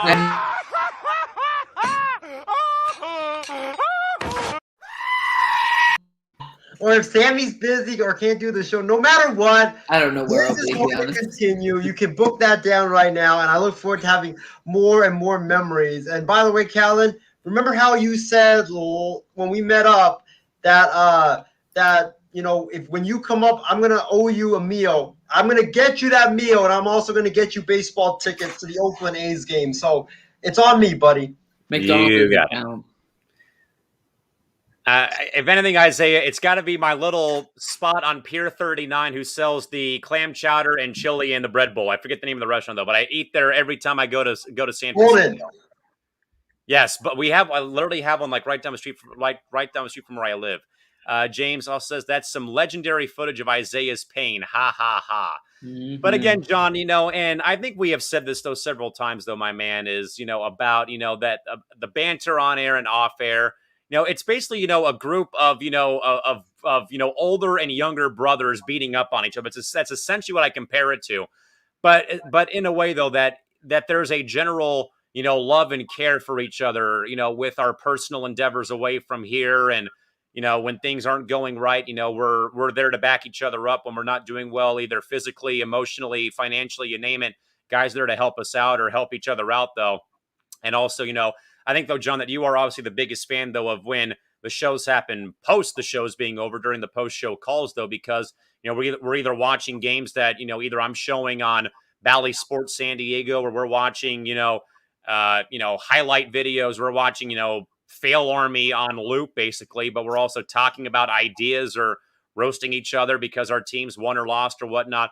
But again, though, John, podcasts, they start, they stop, they fold, they go down the tubes. But though, I think, though, John, like a lot of people, though, that like in a year like last year, though, where there's not a lot of highlights to look forward to. And again, like, we heard from Casey tonight, we heard from James, and then James, again, literally was involved in a car crash, and all of us were like stone-faced on air. Like, we had no knowledge of it, and that he was still able to tune in stuff, though. But again, the viewership, all of us and stuff like that, and things of that nature, John, truly, man. And again, we know that you're doing your own endeavors right now, but really, what has being a part of MI6 meant to you, though, over the past year and a half, if not longer? It's the post show call is like a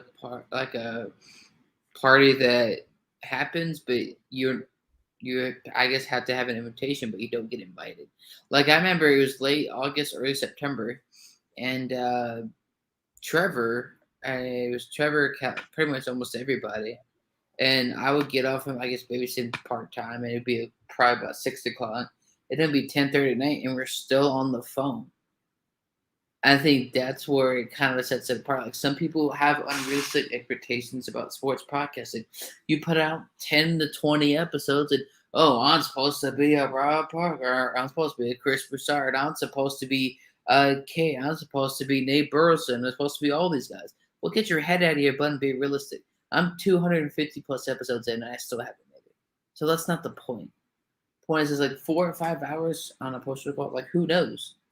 I mean, my gosh, like all these, like literally all these different, like I know we joke around. But no! I mean, I've said Bucks and 6. All these like different things that we. Dear gosh, why, man? Why? It's literally like spend like minimum, folks. A post show call if it was an early night would be about 1 to 2 hours, which is usually like your moms would talk with their friends for. Why, Isaiah? Why, man? Why? I still can't believe you thought that, Isaiah. But I mean, literally 4 to 5 hours, which didn't seem like we would start talking about roasting Isaiah for burning water. For frozen fish sticks, so what's going to happen against like either the 49ers, Callan's Bears, or his former team that isn't named, or maybe the Lions or the Niners, or who knows? We won't mention that team or anything, but it's just been crazy. Usually when I talk about like really good friends, we talk for like 20, 30 minutes, so then we just run out of stuff to talk about and we end the call. But it's been time and time. Time again. I say, what are you doing? Go, keep going. You probably listened to One Direction like you were in your training view before you had the little going back to work for the man.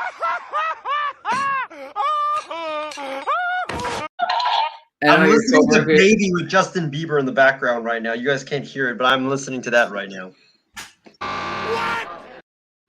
By post-show calls, no, it's been great, and we'll just see what happens and cross my fingers this network lasts. Or not y'all's, but mine. Fellas, I mean, it's been awesome, being able to relive, moments, talk about stuff like this. And certainly, I applaud all of you guys though for, for sticking with this, because as I tell John, like on a daily basis, we talk every damn day about the industry, and I tell him, it's demanding, it's not easy to be in here for as long as some people usually are in the field, though.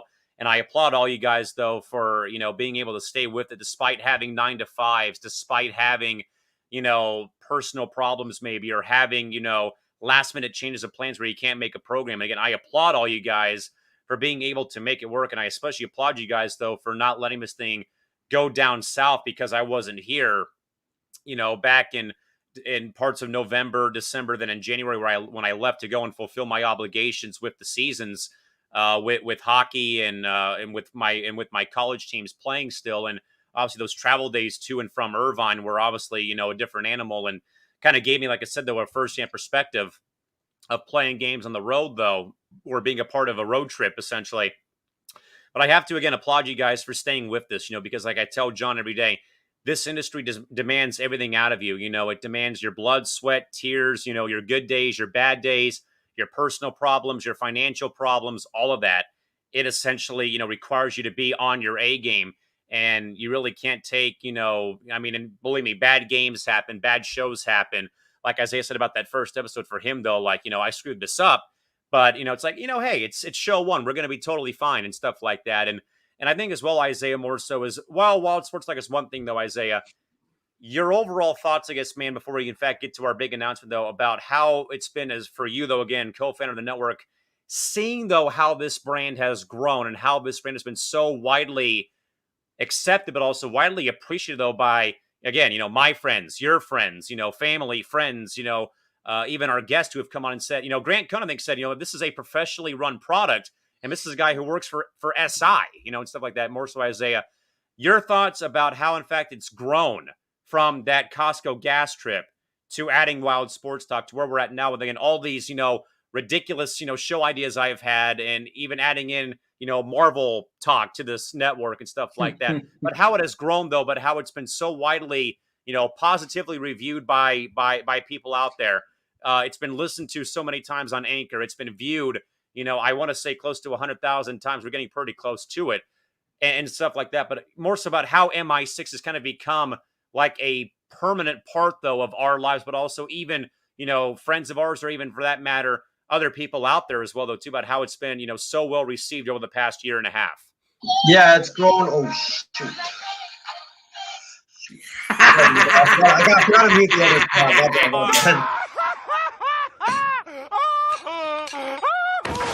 I was in 6th grade when that came out. I'm sorry. That was bad. That was bad. What? Oh my God, you had it! That was bad. Calvin, maybe you can add. Did I do that? Maybe you can add that to the pina colada moment. But it's grown so much, and it's impacted a lot of people's lives. Myself, Callan, John, Sammy, Mathis, everybody that's been on the network. It's helped us get through what would have been a really, really tough 2020 without it. It's helped me, find my purpose in life, what I want to do for my future. It's also, impacted Christy. Christy tunes into all the programs every single day that we have. She also tunes into, programs on John's network. And now she tunes into programs on Coast to Coast. And, this is just, it's impacting everybody. It's impacting different networks as well, getting new viewers to their networks and this and that. And James as well, Casey as well. I see them on Coast to Coast all the time. I see them on John's network all the time. And, it's been great. It's been very impactful to every single person that's either watched or either been a part of it. And I just can't believe, what we've accomplished here on the network and also on the show. And one more shout out I got to give to is Adam Barber of Adam Barber of Ace, Adam Barber of the Coast to Coast Entertainment Network. I'm sorry, guys, like that coffee's wearing out. But Adam Barber of the Coast to Coast Entertainment Network, and when he came on, when he came on for the first time, I don't think Sammy was a part of it. We need another co-host, and I remember he was part of a different network, and he had started his own network. And I remember like texting him, I was like, hey, you want to maybe come on for like the next 3 months or something until Callan comes back, and you can fill in for us. And those shows, we were barely reaching 100 on all of our shows, and when he came on, they were 300, 400 plus views. And, I got to give a big shout out to him and Mess Around Dave as well. Because I remember that first episode where Mess Around Dave jumped on. And I said, like, yo, guys, I'm going to be in Tahiti if the Lakers lose to the Golden State Warriors. I'm not showing up. Ace, you're going to have to take over Wild Sports Talk. And you're going to have to be the guy. And, we somehow, some way made a bet, which ended up leading me to pour honey all over my head. So that, like, those guys are amazing, forming this partnership that we've had with that network. It's amazing. They're genuine people. Their content is genuine. And, I so look forward to, more stuff between us and the Coast to Coast Entertainment Network, and all the stuff that we have with, Ace and J-Mac and Chris and Randy and Big B and all those great guys that they have there, and also continue this network moving forward, and just keep impacting different people's lives. John, we know that, of course, your network is more about, bringing people together through faith and through sports, as, again, you will have Chris Broussard, who's, again, been very open about his faith, along with Warriors head coach Mark Jackson. And certainly, John, being a part of this network and even seeing your network, again, kind of starting from square one, though, and stuff like that, is about, again, like I said, though, about how, you take that leap of faith, though, to start something like Isaiah and Steven did back in March of last year. And John, again, as you, again, basically being, an outsider, but again, being a part of our MI6 family, you starting your own network and stuff like that. Really, though, John, how would you probably try to encapsulate, your time as a guest on here to becoming a member of, of our broadcast team, being my co-host on the Marvel Dudes podcast, and really, though, about how, in fact, this network, again, for one, may have helped saved Isaiah find his, role, find his path in life, though, but also other things, though, about how, in fact, this network has really helped do over the past year and a half. I think the only thing we're missing is me getting on Callan's show or vice versa. No, but I guess being here as a more important, I guess, having my show on. I think it was March, and you were just starting to get your schedule was getting very busy. You were at the hotel, I think, in Irvine. Mm-hmm. You had like 3 Diet Sprites and water. She had a terrible, terrible day, obviously. And it was the 1 year of the That One Dude 2020. And you hadn't been able to come on any shows. And then you came on, which was a shocker. It's not like I asked you to. I was just obviously appreciated that you came on for like 20 minutes. I think that's kind of what it's about. We talk about how to reach out to people, or how to, like, what I should do about, I say I'm not going to be fake. I'm going to be who I am. But should I reach out to this person, or when to not, or announce things, or just something like things like that. It's definitely a change in learning how to make trailers. Despite me, I can barely draw a stick figure. And so even before that, I didn't have a trailer. When I first started, I just started talking, even though it sounded like bull crap. That's basically what it sounded like. And so it's definitely we definitely learned a lot. And well, Isaiah, you are we appreciate all of y'all. Isaiah is the Steve Urkel of this network, and we'll decide who's the rest of it moving forward. Or maybe Isaiah is a variant of somebody else. With that, guys, we have some breaking news to get to at this rate.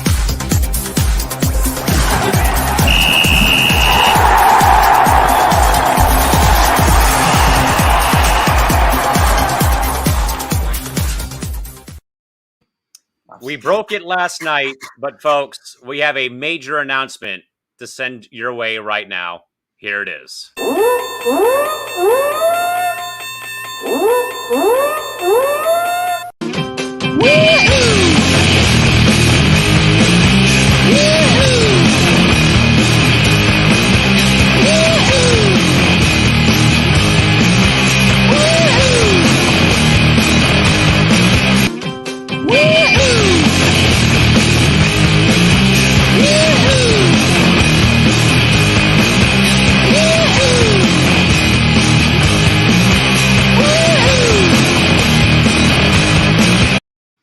I mean, if you thought tonight could not have gotten any better, folks. Breaking news tonight: we are extremely blessed and extremely honored and extremely dumbfounded, I guess, too, to announce that the MI6 Sports Network has officially surpassed 100,000 total views across Facebook, Twitter, and also via our YouTube shorts, I should say. Again, we've put some of those clips out. Isaiah, I remember obviously that we were watching the numbers though, because I keep tabs essentially of all the views though that we have essentially accumulated though over our time here, going all the way back to March of last year.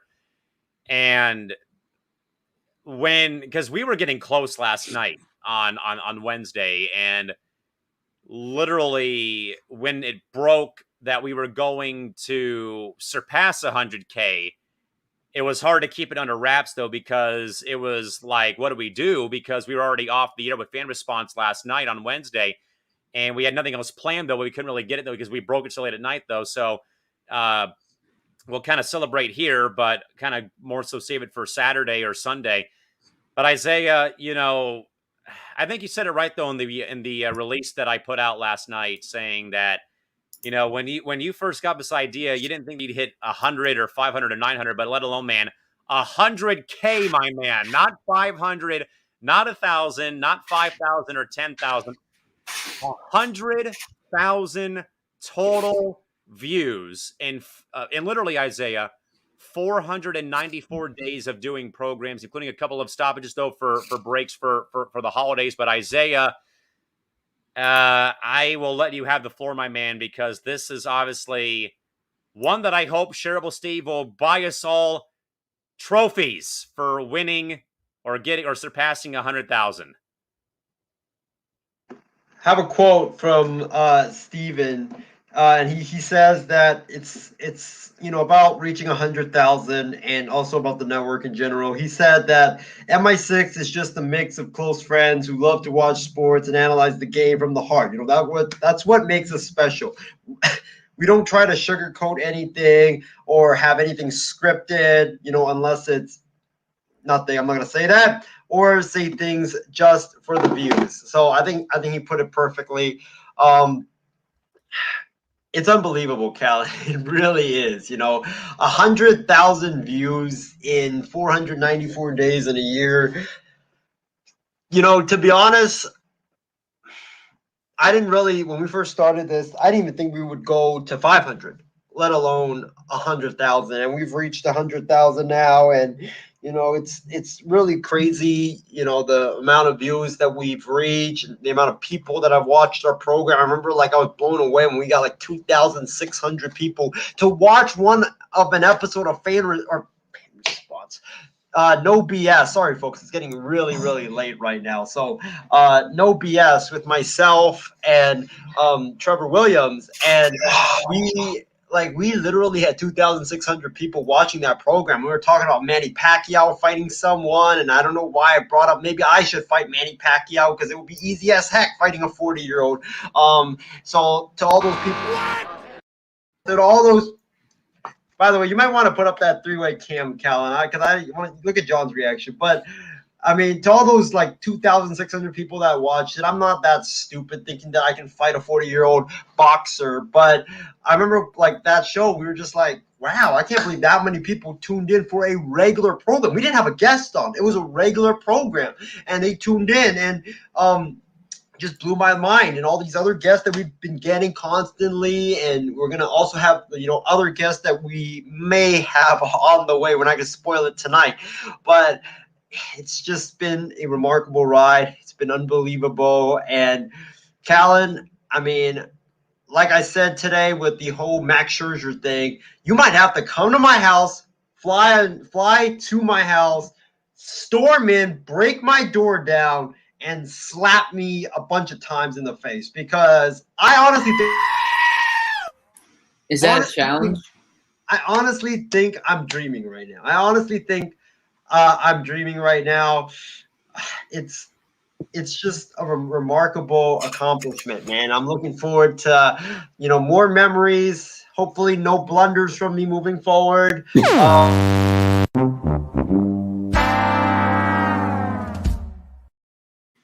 Hopefully, no more me, accidentally playing Justin Bieber live on the air. And also, James says, moves like Jagger. James, true story. And hopefully, we have just more great memories. And I think that we are going to have more great memories. And I'm looking forward to Sunday's show or Saturday's show where we have our 100,000 view special. It's going to be great to talk about some sports, talk about, baseball, rip a certain team for trading someone to a certain team, which we're not going to talk about, which I'm very pissed off about.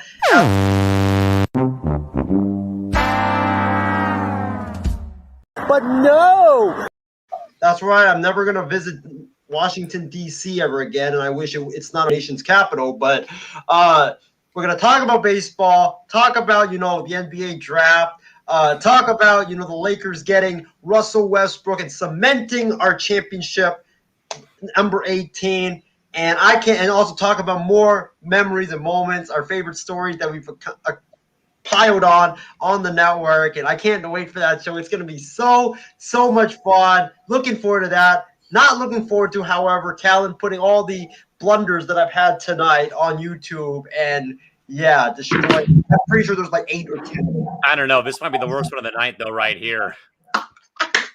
Oh my goodness. Oh my gosh. And then and for the first time, I think ever, it went from a Isaiah roast show to a Callan roast show. So I will gladly, though, take it in stride, Mr. Alcorn and Mr. Leung. But John, obviously, man.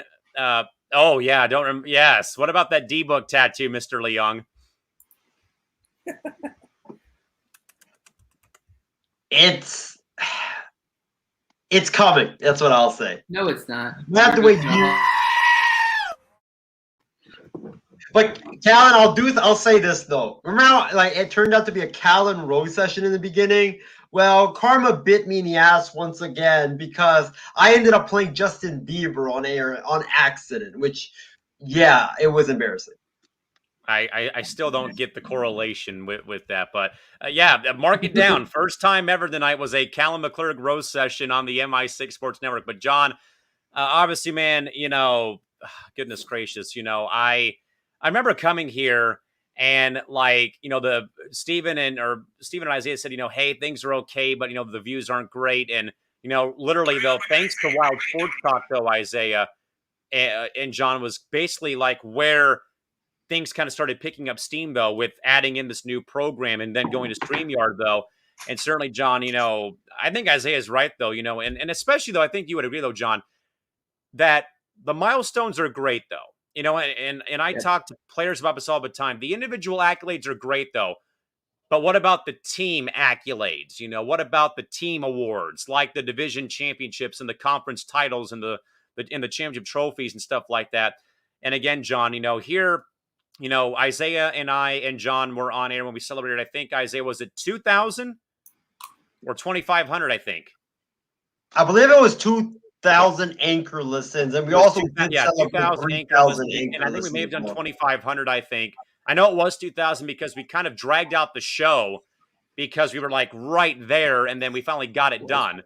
So that was 3,000 with you, John, and with the three of us on WST. I think Steven was on it too because 2,000 was the 2,000 was when it was me, Mathis, and Isaiah doing it during the World Series, and John danced his way off the which he made a living of doing when he was on here. But Alcorn, again, man, you rightfully deserve to be mentioned in this conversation about this network getting to where it's at, man. With you bringing your show over for a bit, that One Dude 2020, and me helping you out as your producer, essentially when I had time to be able to do that, and then you celebrate your 1 year of being of being in the industry, and certainly. John, what does 100,000 views, in your mind mean to you, though, as again, someone I truly think that was instrumental in this network's, well-being and success? We all have certain things, but when new people I guess what you could say, start in the sports industry. They're like, oh my gosh, 50 views or 100 views. That sounds like a lot, but 100,000 seems like. And I'll be honest. I mean, if I started this network, I would bet there's no way we ain't gonna get like 10,000, 5,000. But that just shows how much work as a team, as a group, we've put all in. Post-up calls are a lot of fun, but it was also meetings to help plan things for the future. How do we reach out to this guest? It wasn't just all. It was fun, but it wasn't all just like a party. It was also time to meet for future content, for future episodes, and I think that's where it's kind of really been a part of it. Because man, 100,000, that seems it only not even 500 days, not in this almost a year and a half, not even a year and a half. To have 100,000 views. See, a lot of people stop because they focus so much on the views. Yes, I know it sounds contradicting. Yes, it's about the views, but it's more about how much of it we've all put in and how many late nights. Because I think that's the biggest thing some people don't want to do. Kind of is spend late night after late night after night. We've all been so tired. I've been so tired. I'm working a couple part-time jobs, working full-time, about to move to Houston. But yet we still put in the work because you look stupid, you look silly, and then you have these type of accomplishments. Y'all are probably, I guess, Cal, when you first started the industry, or Isaiah, where people are not in the comments say you're not going to make it or not going to get this or that, and then you look, well, today we have 100,000. That's definitely something big. I would like to propose another toast to this amazing network again. I got the 25-ouncer just for tonight right here. Shout out to the Milwaukee Bucks for that NBA title. Sorry, Isaiah. Bucks in 6. Bucks in 6. But to the MI6 Sports Network, I think I did this on the New Year's extravaganza, fellas. Cheers. But to the MI6 Sports Network on this July 29th, 2021, as we celebrate a whole year of wild sports talk and 100,000 views. Here is to many more, and here is to the next 100,000 total views. This also goes out to John Mathis, our great to John Mathis, our brother in podcasting, to Mark Mancini, Tony Russo, and Tony Russo, and all the guys at Stables for giving us a chance to get this thing started. But also to Shareable Steve, Shree, Ryan, Trevor, Furman, obviously Mr. Alcorn and Mr. Leung, and the entire MI6 crew for, again, never losing faith and never stopping short and always going the extra mile to get this number where it's at. So with that, I shall drink to that, fellas. Cheers, fellas.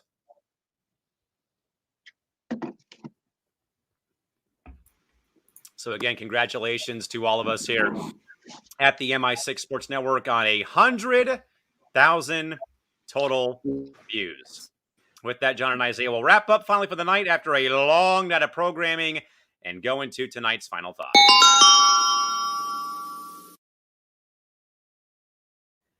A amazing night of coverage, folks. Again, as we have said here, though, but again, folks, the MI6 Sports Network officially today surpassing. See, now I'm going to burp now because I chugged that beer for a bit. That we have surpassed 100,000 total views. Isaiah is fist pumping. Isaiah, over to you for your fist pump, but also your final thoughts for this historic program, both for 1 year of WST and 100K of total views. And right when we're reaching final thoughts, my camera somehow, some way has technical issues. So, unbelievable. But, what a great program, guys. What a tremendous day of programming. Now it's back. Great. What a tremendous day of programming. What a tremendous day in sports in general. I want to give a shout out to our fans, James Gonzalez, Ishmael, Casey King, as well as I believe a new viewer too, Callan, if I'm not mistaken, Patrick Molina. He's a new viewer. Thank you to him for tuning in. Really appreciate him for tuning in, and hopefully he loves our content, and hopefully he tunes in more often as well. I also want to thank our guys from coast to coast. I want to thank Chris Mabry, Brandon Herrera, Will Poston. Will never was not on the program. Chris Mabry, Brandon, as well as Adam Barber, for being on the program or just tuning in to the NBA draft extravaganza today. We really, really appreciate you guys, and I know the Coast to Coast Entertainment Network is going. It's going to go far, and it's going to be. Can't wait to see what other programs that you guys are going to pump up for the viewers. Maybe we can do a cooking with Isaiah or a karaoke with Isaiah.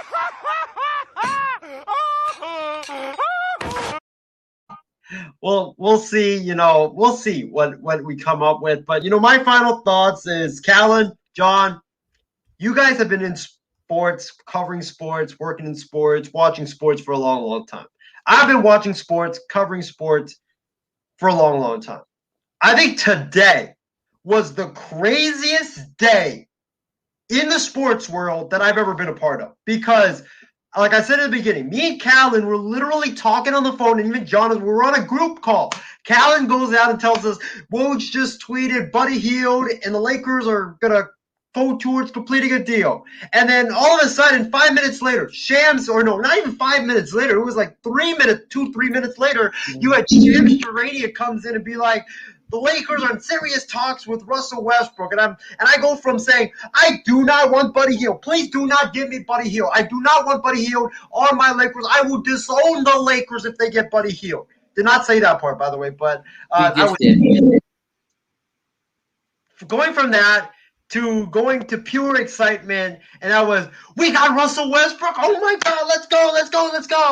And like in just 2 minutes, like it was amazing. And then you had, the stuff with the trade deadline. Obviously, I'm not happy as an A's fan. I'm not happy, but looking forward to seeing Starling Marte play for the Oakland A's. Looking forward to Russell Westbrook, LeBron James, and Anthony Davis suit up and play for the Oakland A's. I mean, the Los Angeles Lakers.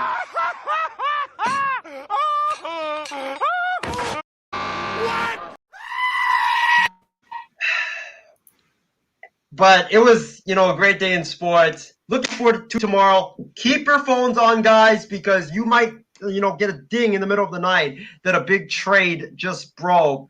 So keep your phones on, keep your tablets on, keep your laptops on.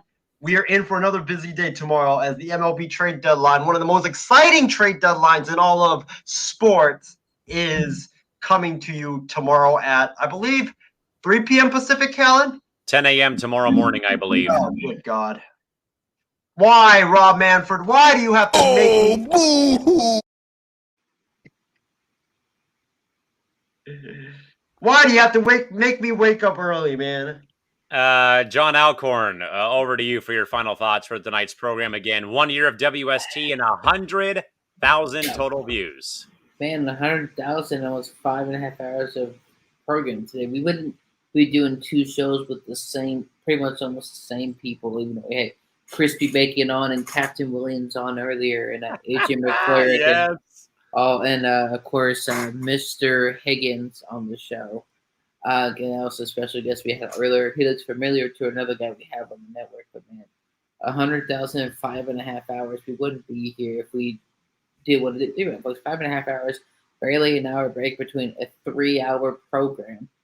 And it's been interesting seeing all these videos we have on here and kind of learn how to edit and do all that. It's been good. And Chris Broussard interview will be this Saturday, so make sure to tune in. Folks, again, it's been a long day of programming, a lot of stuff in sports, certainly a busy day. But again, to all of our viewers out there who have made this network possible, with all of your dedication to being here. Excuse me. See, now I'm drinking that Miller Lite. It's making me burp. But again, for all of our viewers out there, again, who you have been so gracious enough to take time out of your days, Monday through, basically every day of the week to come on here and give us your thoughts on the sports world, good or bad, hot or cold, loony or loony or not. Again, it does not go unnoticed. And like I've said before, though, folks, you may send in your thoughts to ESPN or Fox Sports or NBC or CBS, and there's a very high chance you're not going to get that tweet read on the air or retweeted by the host of the show, though.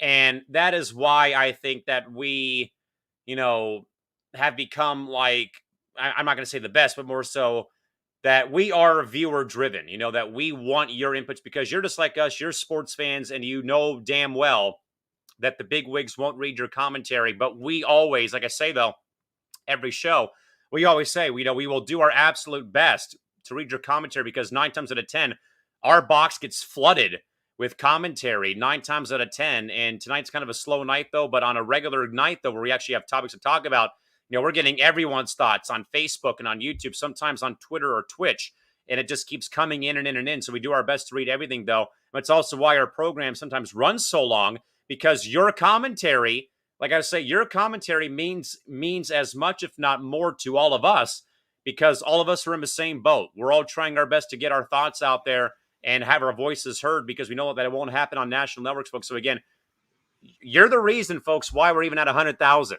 And why this program has been, viewed over 33,000 times and why this network has been so successful and why it has succeeded and, been able to be, so well sustained over the past, year plus because of viewers like you. It's just like those PBS, commercials, made possible because of viewers like you. And that's really what it really is. It's, driven by the viewers. And again, we do our best to be here for you folks. But again, one full year of Wild Sports Talk and 100K in the bank, 100,000 total views.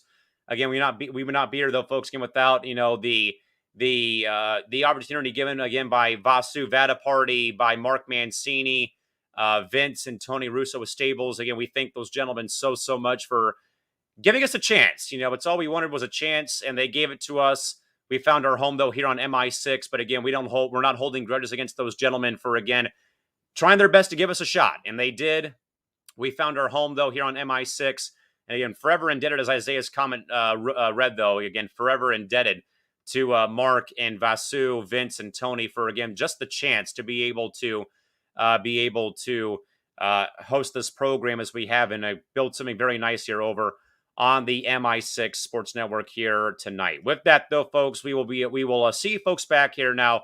Again, folks, as a quick reminder here, Sunday night right now is our tentative date for our actual 100K celebration. Where again, we're not going to talk sports again, but sit here and celebrate. But hopefully, have the entire crew here though on that Sunday. Though I will be away though for part of the day on Sunday afternoon though with some friends before I go out of town on Tuesday. But I will be back though probably sometime in the evening to be here. So we'll keep you folks posted about that start time, though. But again, more so going to do our best to have the entire crew jump on board for a bit and hang out and discuss. With that, Isaiah, real quick, over to you. What do you got?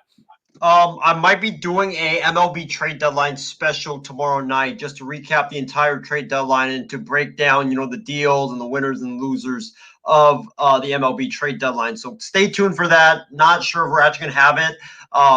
It depends on what I have going on, but stay tuned for that. Stay tuned and just check my timeline every 30 seconds or 30 minutes. But again, folks, once more, 1 year of Wild Sports Talk, 100,000 total views. And yes, the fans, I agree, the real MVP, as Kevin Durant and even Giannis would say about you guys being the true MVPs out there.